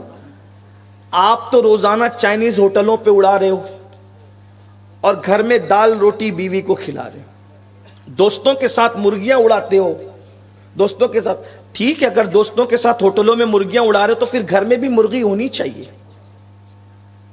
خود تو بریانیاں کھاؤ، خود تو یہ کرو وہ کرو، یہ ہنسنے کی بات نہیں ہے، یہ اسلامی ازدواجی زندگی ہے۔ اور اگر اپنی بیوی کا اعتماد حاصل کرنا ہے، پیار دے۔ میرے بھائی، بیوی صرف پیار چاہتی ہے، کچھ نہیں چاہتی۔ ایک شوہر سے صرف پیار چاہتی، صرف پیار چاہتی، بس، اور کچھ نہیں چاہتی۔ لیکن کیا کیا جائے، لوگ پیار بھی نہیں دے سکتے۔ جو اپنی بیوی کو پیار نہ دے سکے وہ ظالم کسی کو پیار نہیں دے سکتا۔ اللہ کے رسول علیہ السلام نے فرمایا عورت کے ساتھ اچھا سلوک صرف شریف لوگ کرتے ہیں، جو بیوی کا احترام نہ جانے، آقا فرماتے وہ کمینہ ہے، کمینہ۔ اللہ کے رسول نے اپنی زبان سے اس شخص کو کمینہ فرمایا ہے. اگر حدیث پاک میں یہ الفاظ نہ آتے تو کبھی ہمت نہ تھی یہ بات کہنے کی. حضور جس کو کمینہ کہیں اس کو پھر اس کی کمینگی کے اندر کس کو شک ہو سکتا ہے؟ ذرا ڈوبو اپنی زندگی میں. جو خود کھاؤ اپنی بیوی کو کھلاؤ. جس قیمت کے کپڑے تم پہنو اس قیمت کے کپڑے اپنی بیوی کو پہناؤ. خود کی جنس تو 5,000 کی آتی ہے اور عورت کو بیوی کو 1,200 روپے دے کے کہتے ہو جا کے خریدی کر لینا. اللہ اکبر. مسلمانوں بتاؤ ذرا غور تو کرو. حق تلفی کر رہے ہو, بیوی کے حق کی ادائیگی نہیں کر رہے ہو. اور جس نے بیوی کی حق تلفی کی ہے آقا فرما رہے ہیں اس کی نہ نفل قبول ہے نہ اس کا فرض قبول ہے. اللہ پاک اس کی کسی عبادت کو قبول نہیں فرمائے گا. کبھی اس کا بھی تو جائزہ لو. بہت ساری عورتیں تو بیچاری شکایت بھی نہیں کرتی, مانگتی بھی نہیں. اور عورتوں سے کہہ رہا ہوں اگر نہیں مانگتی ہو تو مطالبہ مت کرنا, شوہر کو پریشان مت کرنا, آپ صبر ہی کرنا. ورنہ کل سے شروع ہو جاؤ کہ دیکھو کہہ کر کے تو گئے آئے تھے تو پھر ہمیں بھی اتنے میں دلاؤ. اس لیے کہ عورتیں بھی کچھ کم تو نہیں ہیں, عورتیں پھر عورتیں ہیں. کہا تقریر میں سنا نہیں حضرت سے, تو یہ پھر ہمیں بھی 5,000 کا چاہیے. عورتیں سن لیں, اللہ کے رسول صلی اللہ علیہ وآلہ وسلم فرماتے ہیں جو بیوی اپنے شوہر کو پریشان نہ کرے, اس سے مطالبہ نہ کرے, آقا ارشاد فرماتے ہیں شوہر کے ساتھ اپنے دامن کی حفاظت کر کے, آبرو کی حفاظت کر کے, عزت کی حفاظت کر کے, اس کی موجودگی میں اس کو خوش رکھے اور اس کی غیر موجودگی میں اس کے بستر کی حفاظت کرے, ایسی عورتوں کو جنت میں میرا پڑوس عطا کیا جائے. مطالبہ نہ کرے عورتوں سے. عورتوں کو چاہیے کہ لیکن شوہر کو چاہیے کہ وہ حق تلفی نہ کرے, ورنہ فرائض واجبات اللہ اکبر کوئی عذر قبول نہیں ہوگا. تو آقا کریم صلی اللہ علیہ وآلہ وسلم فرماتے ہیں سب سے اچھا سلوک اپنی بیوی سے کرنے والے کو دیکھو, سمجھ جاؤ کہ یہ ایمان والا ہے, یہ مومن ہے, کامل مومن ہے. اور پھر فرمایا تم میں سب سے اچھا انسان اگر کسی کو دیکھنا ہے تو اس کو دیکھو اپنی بیوی کے ساتھ اچھا سلوک کون کرتا ہے. اور آقا فرماتے ہیں میں تم سب میں اچھا ہوں. ہائے ہائے ہائے, اپنی اچھائی کو کس شان سے بیان کیا فرمایا, میں تم سب میں اچھا ہوں. میرے امام کہتے سارے اچھوں میں اچھا, سمجھیے جسے ہے اس اچھے سے اچھا ہمارا نہ. آقا فرماتے میں تم سب میں اچھا ہوں. کیوں؟ کیونکہ تم سب سے زیادہ میں اپنی بیویوں کے ساتھ اچھا سلوک کرتا. اب ذرا اس سلوک کی داستان دیکھ. اگر ہم سے کبھی بیوی کہہ دے ذرا یہ لیتے آنا, تو بہت سارے شوہر تو لے آتے ہیں بیچارے اچھے ہیں, لیکن کچھ کہتے ہیں کہ یہ بس بار بار یہ تمہارا مطالبہ پریشان کرتا ہے. دوستوں میں خرچہ کریں گے, اس پہ خرچہ کریں گے, اس پہ خرچہ کریں گے. اور روایت خرچے کی آئی تو آقا فرماتے ہیں جو اپنے بیوی بچے پہ خرچ کرتا ہے اللہ اس کی عمر کو دراز کرتا ہے. اس کے مال میں اللہ کبھی کمی نہیں ہونے دیتا, بلکہ یہ بشارت سنائی تم اپنے اہل و عیال پر جتنا خرچ کرو گے اللہ تم پر اتنی درازگی فرمائے گا, اتنی کشادگی فرمائے گا. تمہارا مال بڑھتا لیکن فضول خرچی نہ کرنا. اب یہاں سے سن کے عورتیں یہ نہ کہے کہ بھئی گھر میں تو ابھی اتنے انچ کا ٹی وی ہے, ابھی اتنے انچ کا لے آؤ. یہ نہیں, خرچ سے مراد ان کی ضرورت پہ خرچ کرنا, انہیں خوشحال رکھنا, یہ ورنہ یہ ہو جائے کیونکہ تقریروں کا بھی مس یوز ہوتا ہے. میں ابھی مدینہ منورہ میں تھا, ایک صاحب آئے کہا کہ حضرت, حالانکہ میں کوئی حضرت نہیں ہوں لیکن انہوں نے کہا مجھے ڈر لگتا ہے میں حضرت نہیں ہوں, اللہ تعالیٰ سے دعا ہے جس دن ایمان پہ خاتمہ ہوگا اس دن پھر اللہ جو مرتبہ دے گا اس کی اپنی شان ہے, لیکن ابھی ہم کچھ نہیں ہیں. اللہ تعالیٰ کچھ بنائے, اور ہم تو یہی کہتے ہیں کہ 2 ڈگریاں اللہ دے دے, اس سے بڑی ڈگری کوئی نہیں. اللہ اپنا بندہ بنا لے اور اپنے محبوب کا سچی غلامی نصیب فرما دے, اس سے بڑی ڈگری دنیا میں کوئی نہیں ہے. بہرحال انہوں نے بیچاروں نے دھوکہ کھا کر کہہ دیا حضرت آپ کی ایک تقریر میری بیوی مجھے بار بار سنا کے کہتی دیکھو حضرت نے کیا کہا ہے اور تم کیا کرتے ہو. کہا حضرت اس کے بعد آپ ایک ایسی تقریر کر دو کہ اس میں آپ مردوں کے بارے میں بھی تو کچھ ان کے سپورٹ میں بھی تو بولو, تاکہ میں اس کو پھر سنا کر کے یہ کہوں کہ دیکھو حضرت نے یہ بھی فرمایا. یہ بھی ہوتا ہے. تو مس یوز کرتی ہے عورتیں تقریروں کو, مرد بھی کبھی کبھی مس یوز کرتے ہیں. ایک شخص اپنی بیوی کو تقریر سنا کے کہتا ہے دیکھو آپ تو سید صاحب کو بہت مانتی ہو نا. سید صاحب نے کہا 2 3 3 4 4 بیویاں کروں. میں نے کہا استغفر اللہ, میں نے یہ کب کہا؟ میں جو کہتا نہیں وہ لوگ میری طرف وہ بھی منسوب کر دیتے ہیں. نہیں انہوں نے آپ نے کہا ہے. میں نے کہا سنا تو ذرا. تو جب میں نے سنا تو میں نے کہا اللہ کے بندے, میں نے یہ کہا کہ جو لوگ ایک بیوی پر صبر نہیں کر پاتے اور زنا میں مبتلا ہوتے ہیں اور زنا کے اڈوں پہ جاتے ہیں, وہ زنا نہ کرے بلکہ نکاح کرے. میں نے یہ کہا, تجھے تھوڑی کہا, تو تو شریف آدمی ہے, تو زنا نہیں کرتا اس لیے تیرے لیے نہیں. میں یہ کہنا چاہتا ہوں لوگوں کو کہ زنا مت کرو, نکاح کرو. کسی کی روٹی چرا کر کھانے کی بجائے میں یہ کہہ رہا ہوں گھر میں پکا کے کھاؤ. کسی کی روٹی پر قبضہ کرنے کی بجائے خود کما کر کھاؤ. بات کہاں سے ہوتی ہے, لوگ کہاں لے کر کے جاتے ہیں. موقع شادی کا ہے تو میں شادی کے مطابق ایک بات کہہ ہی دوں, حالانکہ میری طبیعت میں نہیں ہے یہ بات کہنا, لیکن لوگ کرتے ہیں. ایسا ہے کہ کیا ہوا, ایک مرتبہ مولوی صاحب تقریر کے لیے تشریف لائے. پوری رات ایک ہی عنوان پر تقریر کی, بہت علم والے تھے. ہر دائیں سے بائیں سے ہر زاویے سے سمجھایا. کیا سمجھایا؟ کہ مسواک کرنا حضور علیہ السلام کی سنت ہے. مسواک کو عام کا, مسواک کو عام. پوری رات, حالانکہ مسواک پہ 1 گھنٹے سے زیادہ بیان نہیں ہو سکتا, کیا علم ہوگا بزرگ کے پاس. پوری رات مسواک کی فضیلت بیان کی. اور اس میں کچھ عورتیں بھی شریک تھی. فجر کی نماز میں بڑی بھی اٹھی, خوب بک بک کر رہی ہے, خوب بک بک کر رہی ہے, خوب کچھ کا کچھ کہہ رہی ہے.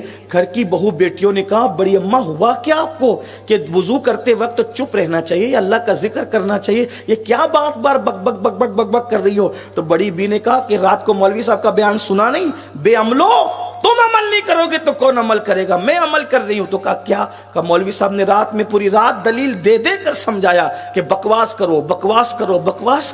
تو میں بکواس کر رہی ہوں. استغفر اللہ, معاذ اللہ ثم معاذ اللہ. یہ حالات ہیں, کہاں مسواک کہاں بکواس. سوچے تو صحیح کیا حال ہے لوگوں کا. اس لیے لوگ تقریروں کا مس یوز کرتے ہیں. میرے بھائیوں, گفتگو کا پس منظر سمجھو, اس کا بیک گراؤنڈ سمجھو. بہت ساری تقریریں تو ایسی ہے کہ گھنٹے بھر محنت کر کے کی, 2 منٹ کی تقریریں کاٹ لی اور وہ یوٹیوب چینل والوں نے اور ویوز بڑھانے کے لیے ڈال دیا, دیکھو کیا کہہ دیا, پھر ہو گیا ہنگامہ, دیکھو کیا کہہ دیا. دیکھو میرے بھائی, آگے پیچھے کا سن تو بات سمجھ میں آئے گی.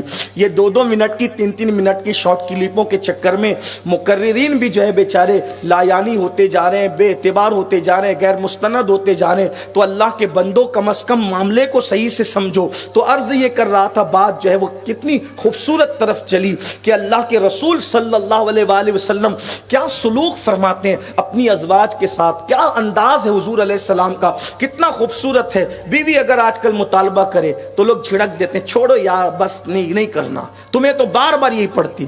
آپ سے پوچھتا ہوں, بیوی کے مطالبے کو پورا کرنے کے لیے نکلنا کتنا بڑا انعام ملتا ہے, کتنا بڑا انعام ملتا ہے. میں یہ نہیں کہہ رہا ہوں کہ اسی وجہ سے ملا, لیکن اشارہ دیکھیں کتنا خوبصورت ہے, تصور کتنا.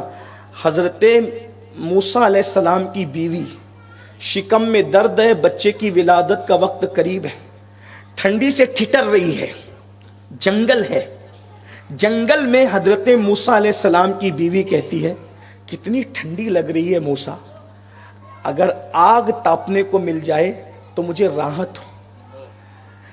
اونا میں آج بیوی کا آگ مانگنا کوئی اہمیت کا حامل نہیں, آگ تو بہت ہے.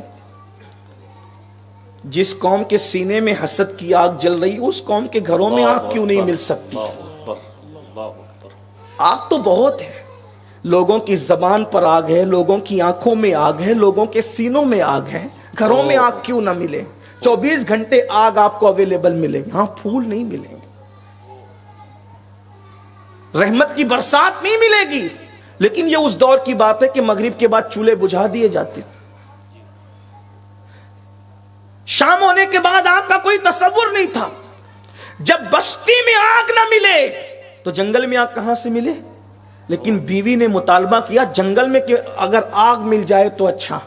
حضرت موسیٰ نے کہا ٹھیک ہے میں لاتا ہوں. جنگل میں آگ لانے کا کیا مطلب؟ حضرت موسیٰ چلے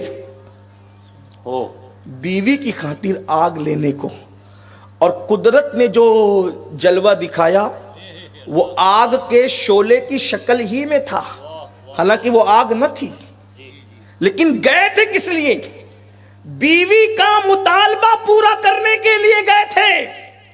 گئے بیوی کی مراد پوری کرنے، اللہ نے ان کی مراد پوری کر دی. اور کہنے والا کہہ اٹھا خدا کی دین کا موسیٰ سے پوچھئے احوال کہ آگ لانے جائیں اور پیمبری مل جائے. بیوی کے مطالبے کو اگر کر سکتے ہو تو اپنی بیویوں کا مطالبہ پورا کیا کرو، پورا کیا کرو. اور اسلام نے جتنے انجوائے کی اجازت دی ہے کسی مذہب میں نہیں ہے. کبھی کبھی کسی کو قسمت سے سانولے رنگ کی بیوی مل جاتی ہے تو ماں باپ نے کر دیا تب تو ہاں ہوں کر لیا. کسی کو کم پڑھی لکھی مل جاتی ہے، کسی کو بد اخلاق مل جاتی ہے.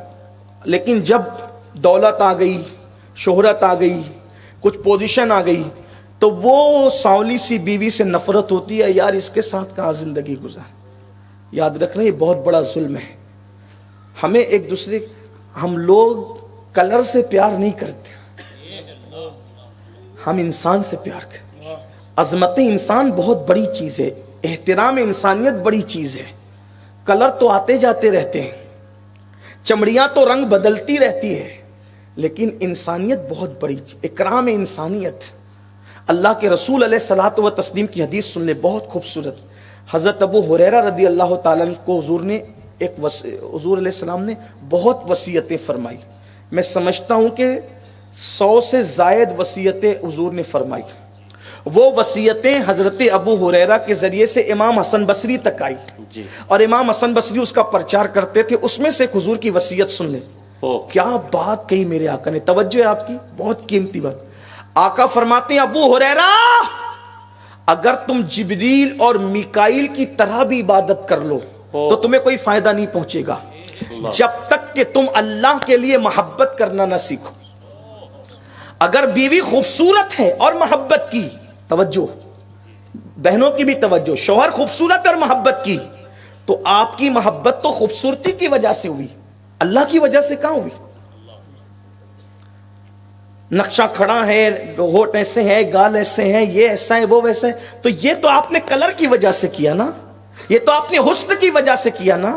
اگر اعلیٰ نسب ہے اور محبت کی، نسب کے لیے کی، اللہ کے لیے کہاں کی؟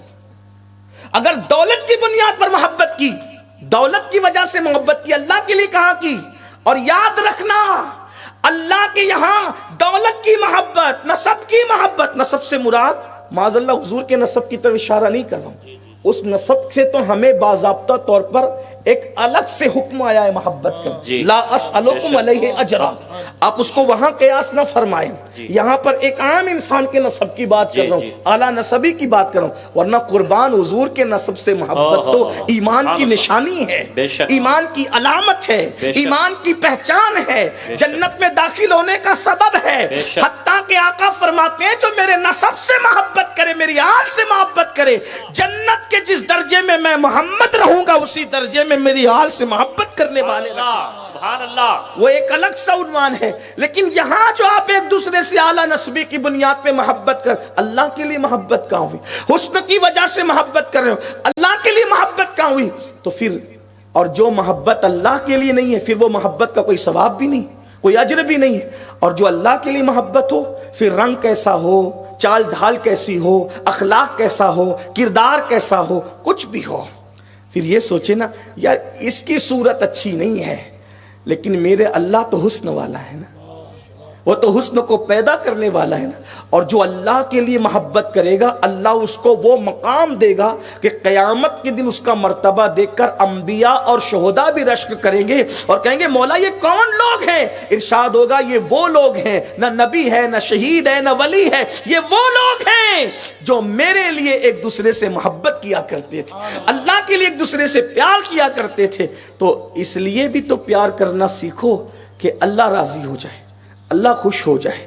تو فرمایا ابو ہریرہ اگر تم جبریل اور میکائیل کی طرح بھی عبادت کر لو، حالانکہ ممکن ہی نہیں ہے انسان کے لیے، تمہیں فائدہ نہ دے گی جب تک اللہ کے لیے محبت کرنا نہ سیکھو. تو اگر بیویاں روٹ کر بیٹھی ہے انہیں منا لو، تعلقات اچھے نہیں ہیں انہیں راضی کر لو، اس لیے کہ روٹ کے بیٹھنے والوں کو منانا یہ بھی میرے نبی کی سنت ہے.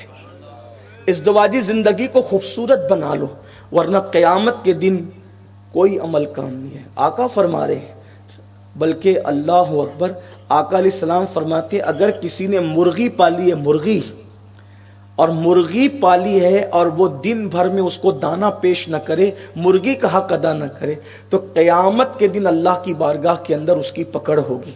جو مرغی پہ ظلم کرے، جو 500-600 روپے میں آج کل مل جاتی ہے مرغی، بلکہ 100-200 میں بھی مرغی مل سکتی ہے، 100-200 کی قیمت کی مرغی کا اگر کوئی حق ادا نہ کرے تو اللہ رب العزت اس کے ظلم کا اس کو بدلہ دے گا. جو بیوی کا حق ادا نہ کرے، سوچئے ذرا، غور کریں ذرا. اور آج ہم کہاں پہنچ گئے؟ اللہ کے رسول صلی اللہ علیہ وآلہ وسلم ہر سفر میں، حضور کا کوئی بھی سفر بیویوں کے بغیر نہیں، سفر میں بھی بیویاں ساتھ رہتی. اور چونکہ اللہ کے رسول علیہ السلام کی ایک وقت میں 9 بیویاں رہی، نکاح تو 11 ہوئے لیکن ایک وقت میں 9 ایک ساتھ رہی، 9 سے زیادہ جمع نہیں ہو سکی. تو قرآن اندازی کی جاتی تھی کہ کس کو لے کر جائیں گے ساتھ میں، اور جس کے نام کا قرآن نکلتا تھا اسی کو ساتھ لے جاتے. حضور علیہ السلام جنگ میں بھی بغیر بیوی کے تشریف نہیں لے گئے، کوئی سفر بغیر بیوی کی. حجۃ الوداع کے موقع پہ گئے تو سب کو ساتھ لے گئے. یعنی حضور علیہ الصلوۃ والتسلیم جیسی ہستی بیوی کے بغیر آپ کو نظر نہیں آ رہے. اس سے بیوی کی اہمیت پتہ چلتی ہے. یہ بہت باریک سی بات ہے، بہت اہم بات ہے، اس پہ غور کرنا. تو سفر میں ازواج پاک رہتی تھی، اور سفر میں ازواج پاک رہتی تھی. کبھی کبھی تو ایسا بھی ہوتا، حضور کرم فرماتے تو اپنی سواری پر بھی اپنی ازواج کو ساتھ میں سوار کر لیتے. اس سے پتہ چلا کہ اسلام کس قدر زندگی گزارنے کا خوبصورت تصور دیتا ہے. اب اگر کوئی عالم یا کوئی دیندار بندہ بیوی کو ساتھ میں اپنی سواری پر سوار کر لے تو 4 لوگ تو کہیں دیکھو ذرا ان مولانا کو کیا ہو گیا، پیر صاحب کو کیا ہو گیا، یہ تو بیوی کو ساتھ میں لے کے گھوم رہے. اللہ کے بندو، تم نے دین سیکھا ہی نہیں. ام المومنین سیدہ صفیہ رضی اللہ تعالیٰ عنہ کو حضور علیہ السلام نے اپنی سواری پر سوار کیا. فرماتی میں اتنی تھکی ہوئی تھی کہ تھکن کی وجہ سے بار بار میرا سر ڈول جاتا تھا. تو حضور علیہ السلام اپنے بازو کا سہارا دے کے کہتے تھے صفیہ صبر کرو، منزل قریب آ رہی. صفیہ صبر کرو، منزل اسلام کی تعلیم یہ ہے. بہرحال تو ایک سفر میں ام المومنین سیدہ عائشہ صدیقہ ساتھ تھی.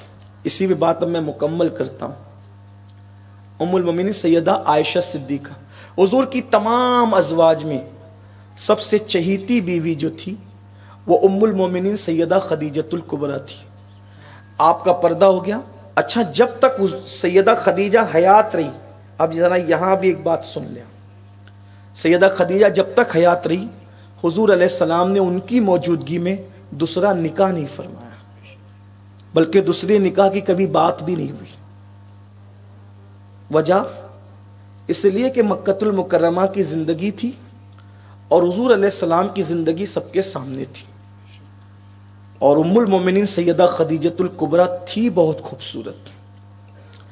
عمر ان کی اللہ کے رسول علیہ السلام سے 15 سال کم و بیش زیادہ تھی. حضور علیہ السلام کی جتنی اولادیں ہوئی حضرت ابراہیم کے سوا سب امی جان سیدہ خدیجۃ الکبریٰ کے ذریعے سے ہوئی. سبحان اللہ. اور حضور علیہ السلام ان سے بہت محبت کرتے تھے. جب کبھی اللہ تمہیں مکۃ المکرمہ حاضری نصیب کرے تو ذرا غار حرا پر جانا تو تمہیں پتہ چلے گا ام المومنین سیدہ خدیجۃ الکبریٰ کی قربانی. میری بہنیں موجود ہیں، اگر شوہر رات کے 2 بجے کہ ذرا روٹی بنا دو گا کہ ابھی رات کے 2 بجے روٹی بنائیں، نہیں. شوہر کی خدمت کرنا عورت کے لیے لازم ہے.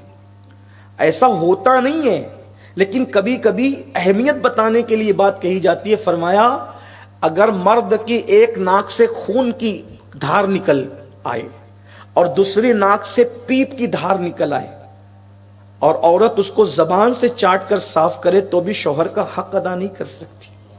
حالانکہ ایسا کرنے کی اجازت نہیں ہے. لوگ کہتے دیکھو یہ کہہ دیا اسلام نہیں ہے. اسلام صرف مثال بیان کر رہا ہے، اہمیت بتانے کے لیے بات ہو رہی ہے. چاٹنے کا حکم نہیں دیا. خون تو ناپاک ہے، اس کو کون چاٹنے کی بات کرے گا؟ پیپ تو ناپاک ہے، اس کو کون چاٹنے کی بات کرے گا؟ اہمیت بتائی جا رہی ہے کہ اگر ایسا کر بھی لیا تو بھی شوہر کا حق ادا نہیں کر سکتی۔ ایک دیہاتی آئے اور وہ دیہاتی آنے کے بعد اللہ کے رسول علیہ السلام سے کہا آپ اللہ کے نبی ہیں؟ آپ نے فرمایا ہاں۔ کہا کوئی معجزہ دکھائیے۔ آقا نے فرمایا کیا دیکھنا چاہتے ہو؟ کہا کہ وہ سامنے درخت ہے، اگر آپ اس کو بلا لیں تو میں آپ کو نبی مان لوں گا۔ آقا نے کہا تو جا، او دیہاتی تو جا اور جا کر اس کو کہے کہ تجھے اللہ کے رسول بلاتے ہیں۔ حدیث پاک میں آتا ہے دیہاتی نے جا کر کے جب کہا کہ یار اے درخت تجھے اللہ کے رسول بلاتے ہیں، وہ دیہاتی بیان کرتے ہیں درخت دائیں اٹھا، بائیں اٹھا، آگے اٹھا، پیچھے اٹھا۔ لوگ کیا کہتے ہیں اس نے اپنی جڑ کو زمین کے باہر نکالا اور چلتے ہوئے آیا، لیکن اہل عشق کہتے ہیں کہ جب درخت دائیں بائیں آگے پیچھے ہوا تو گویا کہ وہ جھومنے لگا، آیا ہے بلاوا مجھے دربار نبی سے۔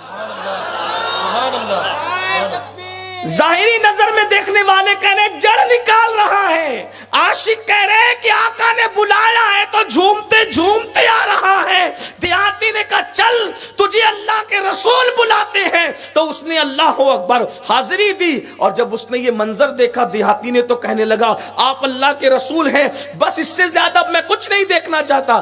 آقا علیہ السلام نے اس سے بڑھ کر بات بتائی، درخت سے کہا جا جہاں تھا وہیں پر لگ جا۔ وہ لگ گیا۔ پھر وہ کلمہ پڑھ کے وہ دیہاتی کہنے لگے حضور میں آپ کے ہاتھ چوموں، میں آپ کے پیر چوموں، آپ کی پیشانی چوموں؟ آقا نے کہا ٹھیک ہے، پیشانی بھی چوم لو، ہاتھ بھی چوم لو، پیر بھی چوم۔ اس روایت سے یہ نتیجہ نکلا کہ اگر آپ کسی کو بزرگ مانتے ہیں تو اس کے ہاتھ بھی چوم سکتے ہیں، اس کے پیر بھی چوم سکتے ہیں، اور اس کی پیشانی بھی چوم سکتے ہیں۔ اپنے ماں باپ کی، اپنے بزرگوں کی، اپنے پیروں کی، اپنے مشائخ کی، اپنے علماء کی، اپنے سادات کی ہاتھ، پیر، پیشانی سب چوم سکتے ہو۔ حضور نے اجازت دی۔ پھر انہوں نے ہاتھ چوما، پیر چوما، پیشانی چومی، تسکین نہ ہوئی۔ کہنے لگے آقا ایک سجدہ کرنے کی بھی اجازت دے دو۔ یا رسول اللہ میں آپ کو سجدہ کر لوں؟ آقا نے فرمایا نہیں، اللہ کے سوا کسی کو سجدہ کرنے کی اجازت نہیں۔ ہاں اگر اجازت ہوتی کہ اللہ کے علاوہ کوئی کسی کو سجدہ کرتا تو میں عورتوں کو حکم دیتا کہ وہ اپنے شوہر کو سجدہ کرے۔ اللہ کے رسول صلی اللہ علیہ وآلہ وسلم فرماتے ہیں عورت اگر اونٹ کے کجاوے پر بیٹھی ہوئی ہے اور شوہر اپنی ضرورت کے تحت عورت کو آواز دے تو اس کو چاہیے کہ وہ اتر کر آئے۔ عورت اگر روٹی سیک رہی ہے تنور پر اور شوہر نے کہا کہ آ جاؤ تو وہ تنور پر روٹی ایسے ہی چھوڑ دے اور شوہر کی بارگاہ میں حاضر ہو۔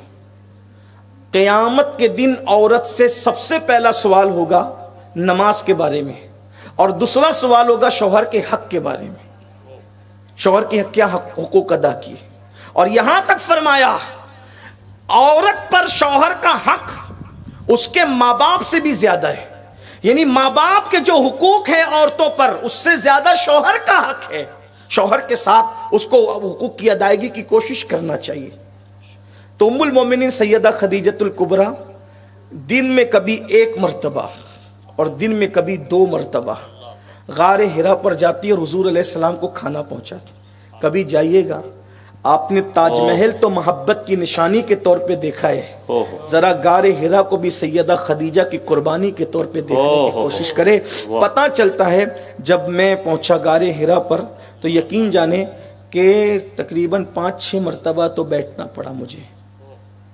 5-6 مرتبہ بیٹھتے بیٹھتے اٹھتے بیٹھتے ہم گئے، اور اس کے بعد پھر یہ بھی بیچ میں ارادہ بن گیا کہ چلو چل کے واپس ہو جاتے ہیں، اپنے نہیں چڑھ سکیں گے، یہ حال ہے۔ اب تک کی زندگی میں 2 مرتبہ جانا نصیب ہوا، لیکن چلتے ہوئے آنکھیں اشک برسا رہی تھی، اماں خدیجہ تمہاری عظمتوں پہ قربان۔ حضور کو کھانا لے کے کبھی دن میں 1 بار، کبھی حضور کی ضرورت کے تحت دن میں 2 بار، کیا قربانیاں ہیں۔ یہاں ایک بات اور اضافہ کر دوں، غار حرا جاؤ تو اماں خدیجہ کی قربانی اور حوصلوں کو خراج تحسین پیش کرنے کو دل چاہتا ہے، اور غار ثور پہنچو تو سیدنا صدیق اکبر رضی اللہ تعالیٰ کی قربانی کو یاد کرنے کا دل چاہتا ہے۔ اللہ اکبر، صدیق اکبر اپنے کندھوں پہ لے کے مصطفیٰ جان رحمت صلی اللہ علیہ وآلہ وسلم کو کیسے چڑھے ہوں گے، کبھی یہ بھی تو غور کیا کرو۔ تو بہرحال حضور علیہ السلام سب سے زیادہ محبت اماں خدیجہ پاک سے فرماتے اور بہت تعریف کرتے ان کی، اور ان کو تو آسمانوں سے بھی سلام آیا، عرش سے بھی سلام آیا۔ اللہ اکبر۔ جب آپ کا وصال ہو گیا تو پھر حضور علیہ السلام نے اللہ کے حکم سے متعدد نکاح فرمائے، اور پھر ان ساری بیویوں میں حضور نے سب سے زیادہ جس سے پیار کیا وہ اماں عائشہ صدیقہ تھی۔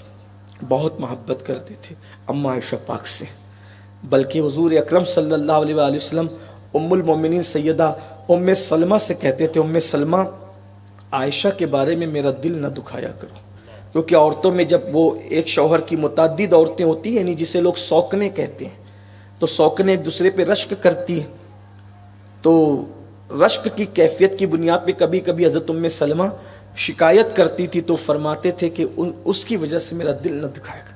بلکہ ایک حدیث اور یاد آ گئی، اس کو بھی سن لیں، اماں عائشہ پاک کی شان بیان ہو رہی ہے۔ آقا فرماتے ہیں، فاطمہ کیا تم مجھ سے محبت کرتی ہو؟ ہائے ہائے ہائے، اللہ اکبر۔ اب سیدہ پاک حضور سے اللہ اللہ، حضور علیہ الصلوۃ و تسلیم سے جس نے بے پناہ محبت کی ہے اسے سیدہ کائنات کہتے ہیں۔ سبحان اللہ، سبحان اللہ۔ اور حضور نے بھی پھر ان سے بے پناہ، لیکن حضور کا انداز دیکھیں، تم مجھ سے محبت، حضور بالکل کرتی۔ فرمایا کیا تم مجھ سے محبت نہ کرو گی جس سے میں محبت کرتا ہوں؟ اللہ اللہ۔ عرض کی یا رسول اللہ وہ کون ہے جس سے آپ بھی محبت کرتے اور مجھے محبت کا حکم دے رہے ہیں؟ فرمایا وہ تمہاری امی عائشہ صدیقہ ہے، سبحان اللہ۔ تم ان سے محبت کیا کرو۔ پھر بہت محبت کی اپنی امی سے، اور ساری ازواج پاک سیدہ پاک سے بہت محبت کرتی تھی۔ بلکہ سیدہ صفیہ رضی اللہ تعالیٰ عنہ جب نکاح ہوا تو سر سے لے کے پیر تک سونے سے لدی ہوئی تھی۔ جب آئی نا، بڑے سردار کی بیٹی تھی حضرت صفیہ رضی اللہ تعالیٰ عنہ، سونے سے لدی ہوئی تھی۔ اور جب سیدہ فاطمہ الزہرا کو پتہ چلا کہ حضور نے نکاح فرمایا ہے اور ایک ام المومنین کا اور اضافہ ہوا ہے، تو کنیز سے کہا کہ چلو امی جان کو مبارکباد دے کر آتے ہیں۔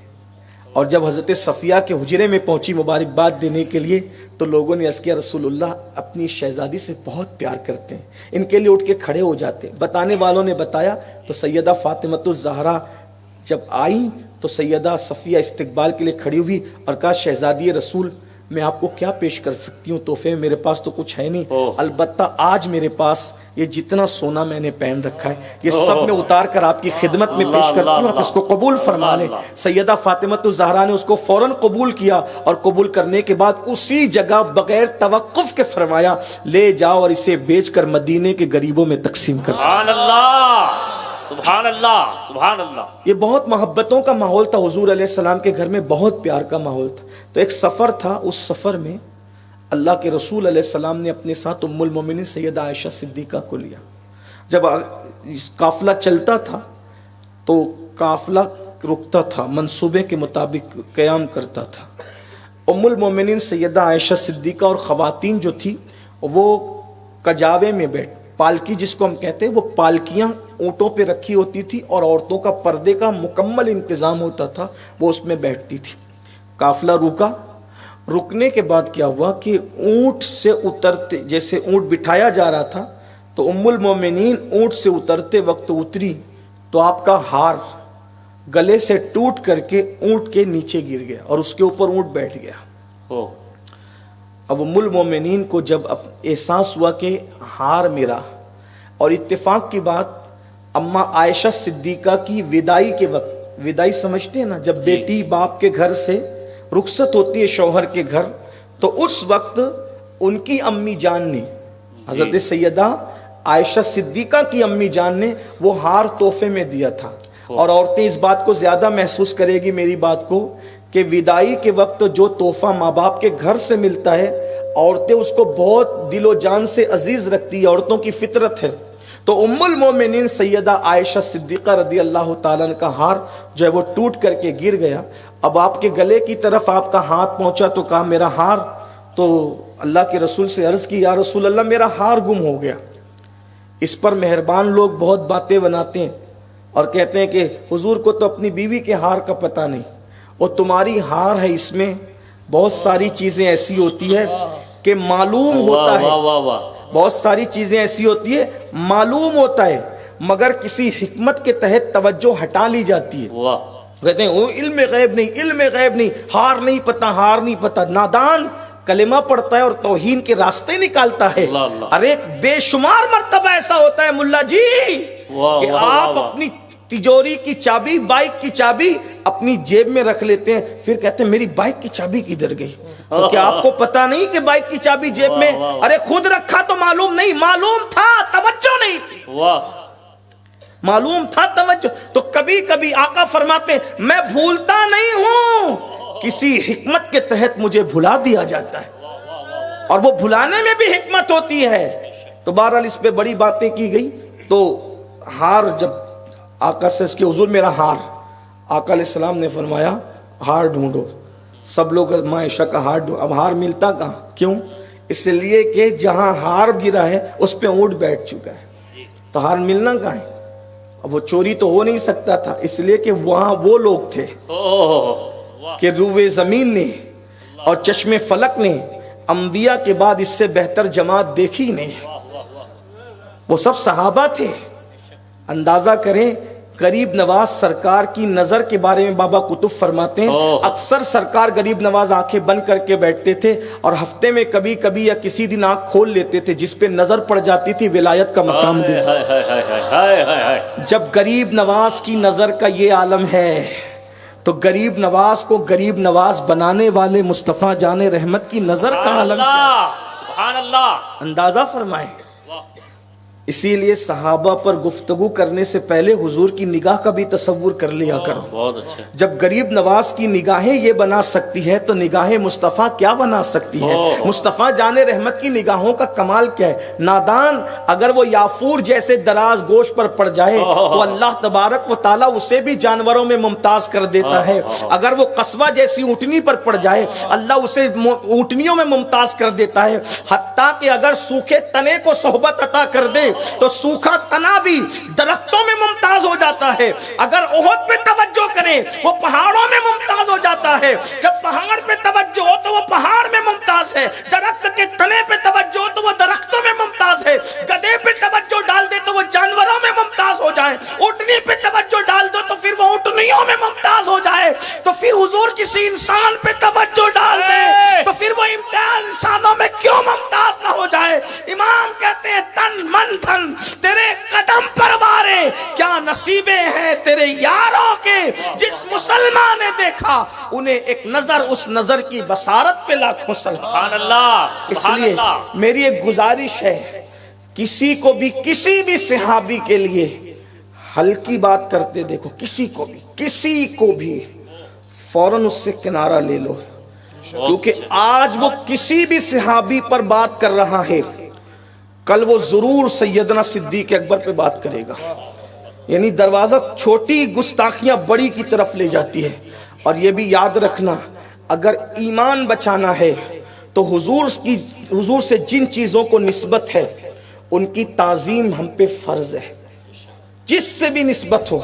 شہر رسول مدینہ منورہ نسبت رکھتا ہے حضور سے، سارے شہروں کے اندر سب سے زیادہ پیار ہم اس سے کرتے ہیں۔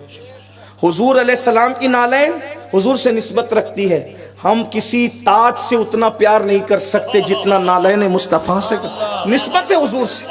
یہاں اب نالین نہیں دیکھی جا رہی ہے بلکہ نسبت رسول دیکھی جا رہی ہے، حتیٰ کہ فتاوی عالمگیری میں لکھا ہوا ہے کہ جس نے حضور کی نالین کی توہین کر دی وہ کافر ہو گیا، نالین کی توہین کرنے والا کافر ہو گیا۔ اگر ایمان عزیز ہے، یہ بات توجہ سے سننا بہت سنجیدگی سے، اگر ایمان عزیز ہے تو حضور سے منسوب چیزوں کا بہت احترام کیجیے۔ اور رہی بات یہ کہ اس نے یہ کیا اور اس نے وہ کیا اور اس نے وہ کیا، تو میں آپ سے ایک مشورہ دینا چاہتا ہوں آپ کو، اور بہت خوبصورت مشورہ دینا چاہتا ہوں میرے بھائی۔ ابھی ہمیں استنجا کی سنتیں بھی نہیں پتا، ہم حضور کے صحابہ پر کیا بات کریں گے، ہم کیا ان پہ کلام کریں گے؟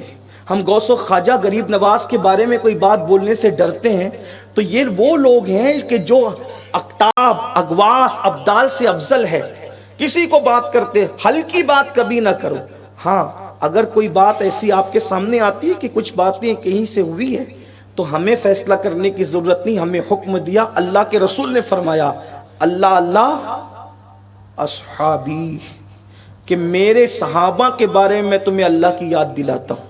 ان کا ذکر کرو تو خیر سے کرو یا چپ رہو, خاموش رہو, چپ رہو. کچھ لوگ کہتے ہیں نہیں ہم تو کریں گے. اچھا کیوں کریں گے؟ کہا کہ ایسا کیا تھا. تو ہم پوچھتے ہیں کیا جو بات تم کر رہے ہو وہ بات مولا علی نے کی تھی؟ جو بات تم کر رہے ہو کیا امام حسن نے کی تھی؟ جو بات تم کر رہے ہو امام حسین نے کی تھی؟ کہ نہیں انہوں نے نہیں کی تھی. کہا کیوں نہیں کی تھی؟ کہا ان کو امت کا خیال تھا. میں نے کہا جب اتنے بڑے لوگوں نے امت کے خیال کی وجہ سے کچھ نہیں کیا تو تو نے دین کے لیے کیا کیا ہے جو تو یہ بکواس لے کر کے بیٹھا ہوا ہے؟ جب بڑے خاموش ہیں, غوث پاک خاموش, غریب نواز خاموش, مخدوم اشرف جہانگیر سمنانی خاموش, ہمارے اسلاف خاموش ہیں, تو ہمیں بھی. اور وہ کون لوگ باتیں کرتے ہیں پتہ ہے؟ جو جمعہ کی 2 رکعت پڑھ کے مسجد سے ایسے بھاگتے ہیں جیسے اسکول کی چھٹی ہونے پر اسکول کے بچے بھاگتے ہیں. کون لوگ باتیں کرتے ہیں پتہ ہے؟ جن لوگوں کو 3 دن 4 دن تک غسل کرنے کی توفیق نہیں ہے, وہ ان کے بارے میں بات کرتے ہیں جنہوں نے رسول اللہ کو دیکھا ہے, حضور علیہ السلام کی زیارت کی ہے. اس لیے میرا مشورہ ہے, میں کوئی آپ کے سامنے فرقہ واریت کی بات نہیں کر رہا ہوں. اگر ایمان بچانا ہے, ایمان اگر بچانا ہے تو جس کو دیکھو ہلکی بات کرتا ہے. چہرہ مت دیکھو, چہرہ مت, عقیدہ دیکھو. خاندان مت دیکھو, عقیدہ دیکھو. اس لیے کہ ہماری شفاعت مصطفیٰ جان رحمت نے کرنی ہے. قبر میں اللہ کے رسول نے تشریف لانا ہے. جنت ہم نے حسنین کریمین کی خیرات کے طور پر لینا ہے, تو ہم نے انہی کا راستہ اختیار کرنا ہے.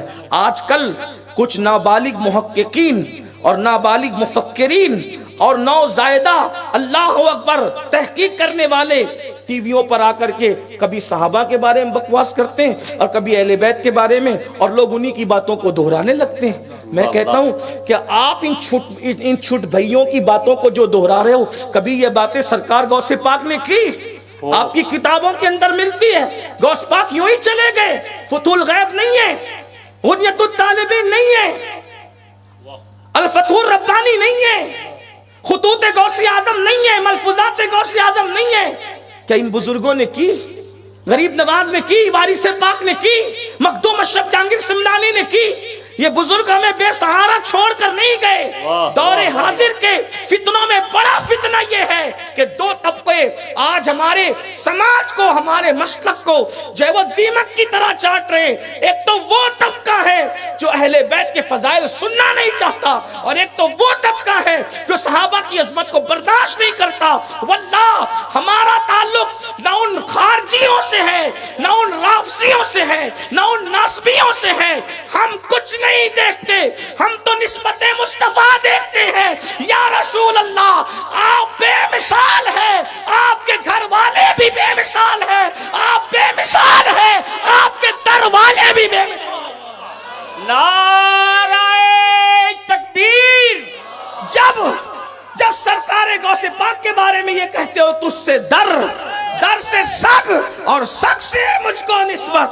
جب غوث پاک کے کتے کے بارے میں تمہارا یہ نظریہ ہے تو پھر رسول اللہ کے اصحاب کے بارے میں کتنے مؤدب ہونا چاہیے. اس لیے اپنے بچوں کو بھی یہ باتیں سکھاؤ. بات دور نکل گئی لیکن میری ذمہ داری ہے, اس لیے کہ میں صرف آپ کا دل بہلانے کے لیے نہیں آیا. دین کا چھوٹا موٹا ایک طالب علم ہونے کی حیثیت سے ہماری ذمہ داری ہے کہ اگر کہیں پر آپ کے ایمان پہ ڈاکہ ڈالنے کی کوشش کی جائے تو ہم آپ کو آگاہ کریں. سونا جنگل, رات اندھیری, چھائی بدلی کالی ہے, سونے والوں جاگتے رہیو, چوروں کی رکھوالی ہے. سونا بن ہے, سونا پاس ہے, سونا زہر ہے, اٹھ پیارے تیری گٹھی تاکی ہے اور تو نے نیند نکالی ہے. ایک مشورہ اور دیتا ہوں, بات ختم کرتا ہوں. نئے چھوٹے چھوٹے چھوکروں کی طرف توجہ کرنے کی بجائے اپنے ان بڑے بڑے اسلاف کو دیکھو جن کی ولایت میں کسی کو شک نہیں. اس لیے کہ مجھے کسی چھوکرے کے نقش قدم پہ چلنے کی بجائے غوث پاک کا راستہ کافی ہے, غریب نواز کا راستہ کافی ہے, وارث پاک کا راستہ کافی ہے، مخدوم اشرف جہانگیر سے، کیونکہ جن کی ولایت پر دنیا متفق ہو، میں ان کا راستہ چھوڑ کر کے ان چھوکروں کو جن کی اردو بھی درست نہیں ہو، جنہیں قرآن بھی صحیح پڑھنا نہیں آتا ہو، جو رمضان شریف کے روزے بھی نہیں رکھتے ہوں، پھر میں نے انہیں کیوں آئیڈیل بنانا؟ ایک بات اچھی طرح ہمیں یاد رکھنا، بڑوں کا راستہ اختیار کرو، اپنے بڑوں سے وابستہ، تیرے غلاموں کا نقش قدم ہے راہ خدا، وہ کیا بہک سکے جو یہ سراغ، اعتدال کی راہ اہل سنت ہے۔ جو لوگ اچھا کچھ لوگوں کو یہ بھی میں نے بار بار کہا، ہر جگہ کہتا ہوں کہ نعرہ حیدری لگا دو تو کچھ لوگوں کا منہ اتر جاتا ہے، ان سے بھی ہمیں کوئی تعلق نہیں، اور جب صحابہ کی عظمت بیان کرو تو وہ اٹھ کے کھسکنے لگتے ہیں کہ اب کیا شروع ہو گیا۔ یہ بعد میں کہتے ہیں آپ بھی ایسا کہتے ہیں، ہم ہی ایسا کہتے ہیں کیونکہ ہم اہل سنت ہیں، ہم اہل سنت ہے، اہل سنت کا ہے بیڑا پار، اصحاب حضور نجم ہے اور ناؤ ہے، اطرت رسول اللہ کی۔ ان لوگوں کو قوم کا قائد ہونے کا حق حاصل ہی نہیں ہے جو اہل البیت کے بارے میں ہلکی بات کریں یا اصحاب رسول کے بارے میں ہلکی بات کریں۔ قوم کا قائد وہی ہوگا، مقتدی وہی ہوگا، معتبر وہی ہوگا، مستند وہی ہوگا جو نسبت رسول کا احترام کرنا جانے۔ میرے بھائی، عشق تو یہاں تک سکھاتا ہے کہ ایک بار کسی نے امام مالک کے سامنے کہہ دیا کہ مجھے کدو پسند نہیں، تو آپ نے تلوار نکال کے کہا تیری گردن مار دوں گا، جو میرے محبوب کو پسند ہے وہ تجھے کیسے پسند نہیں ہے؟ جب کدو کو کدو شریف کہتے ہیں سبزی ہونے کے باوجود، اہل عشق کا دستور یہ، صرف محبوب نے کدو پسند کر لیا تو آج تک کدو پسند کیا جا رہا۔ کدو کو عشق والے صرف کدو نہیں کہتے، کدو شریف کہتے ہیں۔ ایک سبزی اگر محبوب پسند کر لیں تو اس کے انکار کی بنیاد، حالانکہ کدو کھانا نہ فرض ہے نہ واجب ہے، کچھ نہیں، لیکن صرف کیوں؟ محبوب کی پسند ہے۔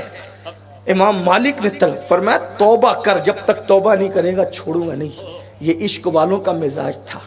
لوگ کیا کہتے رہے حضرت آج سب چلتا ہے، سب چلتا ہے تو پھر ایمان کس چیز کا نام ہے؟ سب نہیں چلتا، جو اللہ رسول کا قانون ہے وہی چلتا ہے، بس۔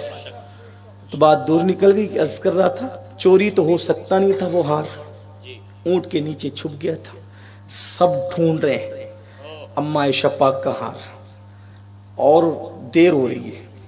اب اسی ڈھونڈا ڈھونڈی میں اتنی تاخیر ہو گئی کہ نماز کا وقت آ گیا۔ دھیان کرنا، حضور علیہ السلام نے جو ٹائم دیا تھا، جو وقت دیا تھا، سمجھانے کے لیے کچھ اس کی شرح کر رہا ہوں، جو ٹائم دیا تھا، جو وقت دیا تھا، قافلہ کچھ کر جانا تھا، نماز کے لیے آگے کہیں اور رکنا ہوگا، لیکن یہاں ہار ڈھونڈنے میں اتنا وقت چلا گیا کہ نماز کا وقت آ گیا۔ اب وہ ہزاروں لوگ، صحابہ کہتے حضور پانی وضو کیسے کرے، کسی کو غسل کی حاجت ہے غسل کیسے کرے، تاخیر ہو گئی جانوروں کو پانی کیسے پلائیں۔ اللہ کے رسول علیہ السلام کی بارگاہ میں عرضی لگائی گئی، حضور علیہ الصلوۃ والتسلیم کو جلال آ گیا۔ ام المومنین کی خاطر قافلہ روکا گیا تھا، اور ایک ام المومنین کی خاطر پورا قافلہ روکا حضور علیہ السلام۔ کتنی محبت تھی، کتنا پیار تھا۔ حضور علیہ السلام کو جب جلال آیا تو جلال آنے کی بنیاد پر حضور کو جب غصہ آتا تھا، جلال آتا تھا تو چہرہ سرخ، خوبصورت بہت تھی نا، چہرہ سرخ ہو جاتا تھا۔ اور یہاں حضور کی میں نہیں بتانا، اپنی جب حضور علیہ السلام کا حلیہ بیان کریں تو ادب یہ ہے کہ اپنی طرف اشارہ نہ کریں، لیکن صرف بتا دوں کہ انسان کی جو پیشانی ہوتی ہے، ناک کے اوپر کا حصہ، وہاں دو رگیں تھی، وہ رگ جو ہے وہ غصے کے وقت ظاہر ہوتی تھی، اللہ اللہ، رگ ہاشمیت، اور وہ پھر اس جلال کی کیفیت میں چہرہ ایسا لگتا تھا جیسے گلاب کی طرح تمتما رہا ہو، حسن اور بڑھ جاتا تھا۔ کیا وہ ذات تھی، مسکرائیں تو بھی حسن بکھیر دے، جلال میں آ جائیں تو بھی حسن بکھیر دے، ہر اعتبار سے حسن ہی حسن تھا، وہاں کوئی عیب کا تصور ہی نہیں تھا، وہ کمال حسن حضور ہے کہ گمان نقص جہاں نہیں، یہی پھول خار سے دور ہے، یہی شمع ہے کہ دعا نہیں۔ جب جلال آیا تو انگلی دیکھیں، اتنے جلال میں بھی پورا لشکر پریشان ہے پانی کے لیے، اور حضور کو آ گیا جلال، اس جلال میں بھی نہ زبان سے کوئی جملہ نکلا، نہ کوئی بات کی، بس اتنا انگلی کا ایک کچھوکا دے کر یہاں اما جان عائشہ پاک کو کہا تم نے مشقت میں ڈال دیا سب کو، تم ہار گما دیا ہار اور سب مشقت میں پڑ گئے. اور لوگوں کا اصرار بڑا، حضور نماز کا وقت ہے کیا کریں، پانی نہیں ہے. ادھر ہائے ہائے ہائے پانی کا مطالبہ ہو رہا تھا، ادھر آیت تیمم لے کر کے جبریل امین نازل ہوئے. عرض کی یا رسول اللہ، اللہ فرماتا ہے کہ اگر پانی نہ پاؤ تو تیمم کرو. یہ آیت تیمم کس کی برکت ہے؟ آیت تیمم کس کی برکت ہے؟ یہ ام المومنین کی برکت ہے. ام المومنین کی خاطر قافلہ رکا اور اللہ تبارک و تعالیٰ نے تیمم. دیکھو تو صحیح، وہ چند لوگ، چند سو چند ہزار لوگ ام المومنین کی وجہ سے رکے اور اس کی برکت قیامت تک اللہ نے پوری امت کو عطا فرما دیا. اب کوئی بھی سفر کرے گا اس کو پانی نہ ملے گا، پانی ڈھونڈے اس کے جو مسائل نہیں ملے گا تو وہ تیمم کر کے نماز پڑھ لے، اس کی نماز ہو گئی. اگر غسل فرض ہو جاتا ہے تو غسل کی نیت سے تیمم کر لے، وہ اتنے وقت تک کہ پاک مانا جائے گا. اندازہ فرمائیے کس کی برکت ہے. تو جس وقت تیمم کی آیت آئی حضور علیہ السلام نے مسکرا دیا، کیونکہ امت کے لیے حضور آسانی چاہتے تھے، مشکل نہیں چاہتے تھے. حضور نے مسکرا دیا تو کہنے والے کہنے لگے اے آل ابو بکر، یہ پہلی برکت نہیں ہے تمہاری، اللہ اکبر، تمہاری برکت سے اللہ رب العزت نے ہمیں تیمم کی آسانی عطا فرما دی. لیکن رکے کس؟ ام المومنین تو اپنی جگہ، حضور نے بیوی کی خاطر، اللہ کے رسول علیہ السلام نے بیوی کی خاطر قیام فرمایا، ٹھہرے. پورے لشکر کو کتنی محبت تھی. آج بتائیں یہ محبت کا تصور ہے کہاں؟ آج کل بس جاتے جاتے اختتامی گفتگو اینڈ کرتے ہوئے لوگ یہ شکایت کرتے ہیں فلاں کی بیوی شادی شدہ ہونے کے بعد بھی دوسرے کے چکر میں ہے. میں کہتا ہوں کہیں نہ کہیں اس کا ذمہ دار شوہر ہے. پوری رات انٹرنیٹ پہ بیٹھو گے، واٹس ایپ لے کر بیٹھو گے، فیس بک لے کے بیٹھو گے، بیوی کو پیار ہی نہیں دو گے، وقت ہی نہیں دو گے. شریف ہے تو گھٹ گھٹ کے مرے گی، بے باک ہے تو کسی کے ہتھے چڑھ جائے گی. شوہروں کو چاہیے اپنی بیوی کے لیے وقت نکالیں. حضور علیہ السلام سے مصروف ترین زندگی کسی کی نہیں تھی. ان سے زیادہ پاکیزہ بیویاں کا تصور کون کر سکتا ہے؟ حضور علیہ السلام نے اپنے ٹائم کے 3 حصے کر رکھے تھے، وقت کے 3 حصے. ایک حصہ مکمل 1/3 اپنی بیویوں کے لیے حضور رکھتے تھے اور ان کو پورا ٹائم دیتے تھے. اور اس درمیان جو حضور بیٹھتے تھے نا، ہائے ہائے ہائے، جب بیٹھتے تھے تو پتہ ہے آخرت کی بات بھی ہوتی تھی. پھر کبھی کبھی ام المومنین سے کہتے تھے عائشہ وہ جاہلیت کے دور میں فلاں شاعر نے کچھ اشعار لکھے تھے، وہ تمہیں یاد ہے، ذرا مجھے سناؤ. تو پھر وہاں ہنسی مذاق بھی ہوتی تھی، وہاں ہنسی مذاق بھی ہوتی تھی، جیسا کہ ان کے شایان شان تھا. اپنی بات پہ قیاس مت کرنا، شایان شان تھا. ایک خوبصورت بات یاد آئی، جب حضور کی سیرت کا باب چھڑتا ہے تو مجھے بڑا پیار آتا ہے اور بہت اچھا لگتا ہے. آئیے کس طرح زندگی تھی اس کو سن لے. بات اینڈ کی طرف جاری، وقت میں نے زیادہ لے لی، جتنا ٹائم دیا ہوا تو اس سے زیادہ ٹائم لے لیا میں نے، اس کے لیے معذرت چاہتا ہوں. تو ایک مرتبہ دیکھیے کیسی زندگی تھی، ہنسی مذاق بھی ہوتی تھی اس میں جیسا کہ ان کے شایان شان تھا، شاعری بھی سنی جاتی تھی جیسا کہ ان کے شایان شان تھا. ایک مرتبہ ام المومنین حضرت سودا، یہ بھی ایک ام المومنین کا نام ہے سودا. لوگ کہتے ہیں حضرت نیا نام دیجیے، میں کہتا ہوں یہ بھی تو نام نئے ہیں، ابھی تک رکھا کس نے ہے؟ پورے اونا میں کسی کا نام سودا ہو تو بہت اچھی بات ہے.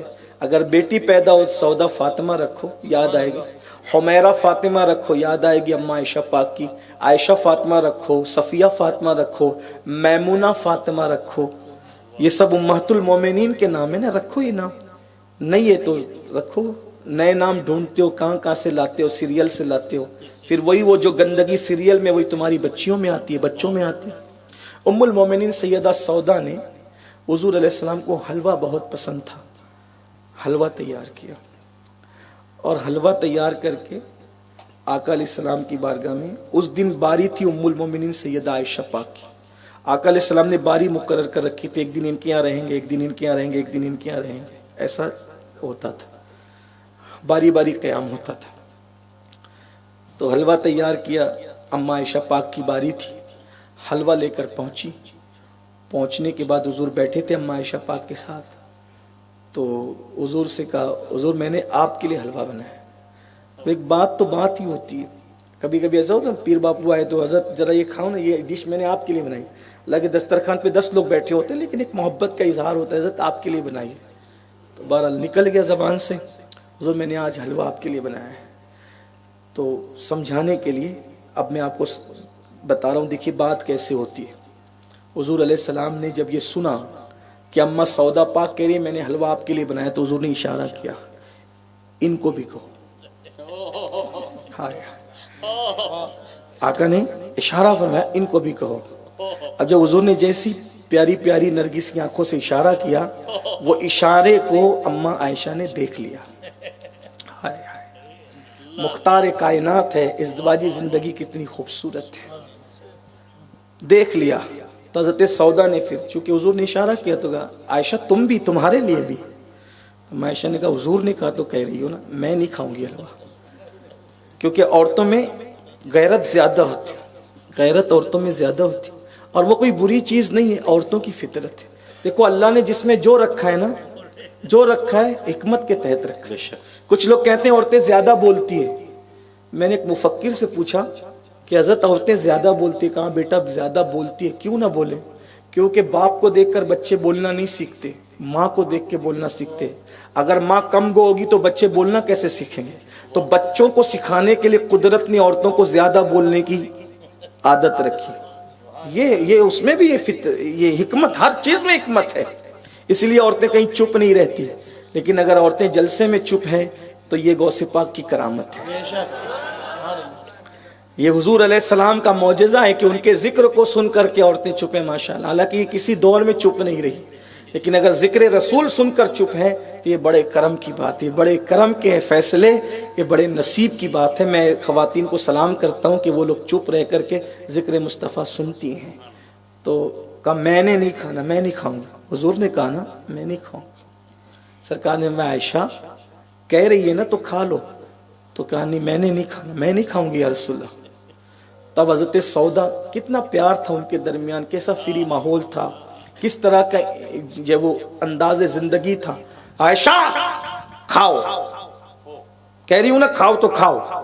کہ میں نے نہیں کھانا، میں نہیں کھاؤں گی. اگر نہیں کھاؤ گی یہ حلوہ اٹھا کے تیرے منہ پہ مل دوں گی. ٹھیک مل دوں. اما عائشہ بولے ٹھیک مل دوں. انہوں نے حلوہ لیا اور لے کر وہ حلوہ ام المومنین کے چہرے پہ مل دیا. حضور علیہ السلام یہ منظر دیکھ کر بہت ہنسے جیسا کہ ان کی شان ہے. حضور کو ہنسی آ گئی کیونکہ دو ازواج پاک اس شان کے ساتھ اظہار محبت کر رہی ہیں کہ انہوں نے حلوہ مل دیا. اب اس کے بعد ان کے منہ پہ حلوہ ملا گیا تو آقا نے فرمایا عائشہ اس نے تمہارے منہ پہ حلوہ ملا ہے نا، تو اب تمہارا بھی حق ہے کہ تم ان کے منہ پہ مل دو. اور اس وقت آقا کریم صلی اللہ علیہ وآلہ وسلم کی پیاری زوجہ اماں سودا پاک رضی اللہ تعالیٰ عنہ ام المومنین سیدہ عائشہ صدیقہ سے کچھ جسامت میں زیادہ تھی. تو ام المومنین سیدہ عائشہ صدیقہ کا ہاتھ وہاں تک پہنچے. آقا نے فرمایا عائشہ میں تمہاری مدد کرتا ہوں، رکو. اور حضور علیہ السلام اماں سودا کے پیچھے کی طرف گئے اور ان کے دونوں ہاتھ پیچھے کی طرف لے لیے. کہا عائشہ تمہاری باری ہے، جلدی ان کو حلوہ ملو. اور اس کے بعد ام المومنین سیدہ سودا کے چہرے پہ اماں عائشہ حلوہ ملتی رہی، وہ بھی ہنستی رہی، وہ بھی ہنستی رہی، اور حضور علیہ السلام بھی ہنستے رہے شان سے کہ حضور کی داڑھ مبارک نظر آئی. یہ اللہ کے رسول کے گھر کا ماحول تھا. روایت کو میں نے کچھ شرح کے ساتھ پیش کیا. ہمارے گھر میں یہ ماحول کب آئے گا؟ ہم تو گھر میں پہنچتے تو مونچھوں پہ تاؤ دیتے، پانی لاؤ، چائے بنانے کے لیے اتنی تاخیر کیسے ہو گئی، کھانا ٹھنڈا کیسے ہو گیا. آقا علیہ السلام کی پاک ازواج بیمار ہوتی تو حضور علیہ السلام ان کے حصے کے کام خود کیا کرتے تھے. وہ انسان ہے میرے بھائی، انسان. عورتیں انسان ہیں، ان کے ساتھ انسانوں جیسا سلوک. حضرت غلطی بہت کرتی ہے. ہم نے کہا تم نے نکاح انسان سے کیا ہے. عورتیں کہتی ہیں شوہر غلطی بہت کرتے ہیں، شوہر کہتا عورتیں بہت غلطی کرتی ہیں. میرے بھائیوں نکاح انسان سے کیا ہے نا، تو جب نکاح انسان سے کیا تو انسان ہی تو غلطی کرتا ہے. اپنی بیویوں کو انسان سمجھو، اپنے شوہر کو انسان سمجھو، اور ایک دوسرے کو سمجھنے کی کوشش کرو. آخری دو جملے پوری تقریر یاد رہے نہ یاد رہے، اگر ازدواجی زندگی خوبصورتی کے ساتھ گزارنا ہے ایک بات پر عمل کرنا. میرا جملہ نہیں، میرے بڑوں سے میں نے سنا ہے، اپنا حق مانگنے کی بجائے دوسرے کا حق دینے کی کوشش کرو، کبھی تمہارے گھر میں جھگڑا نہیں ہوگا انشاءاللہ۔ اللہ تعالی ہمیں توفیق بخشے، گفتگو کے درمیان کوئی غلطی ہو تو اللہ معاف کر دے۔ استغفر اللہ ربی ان ربی لغفور الرحیم وما علینا الا البلاغ۔ السلام علیکم۔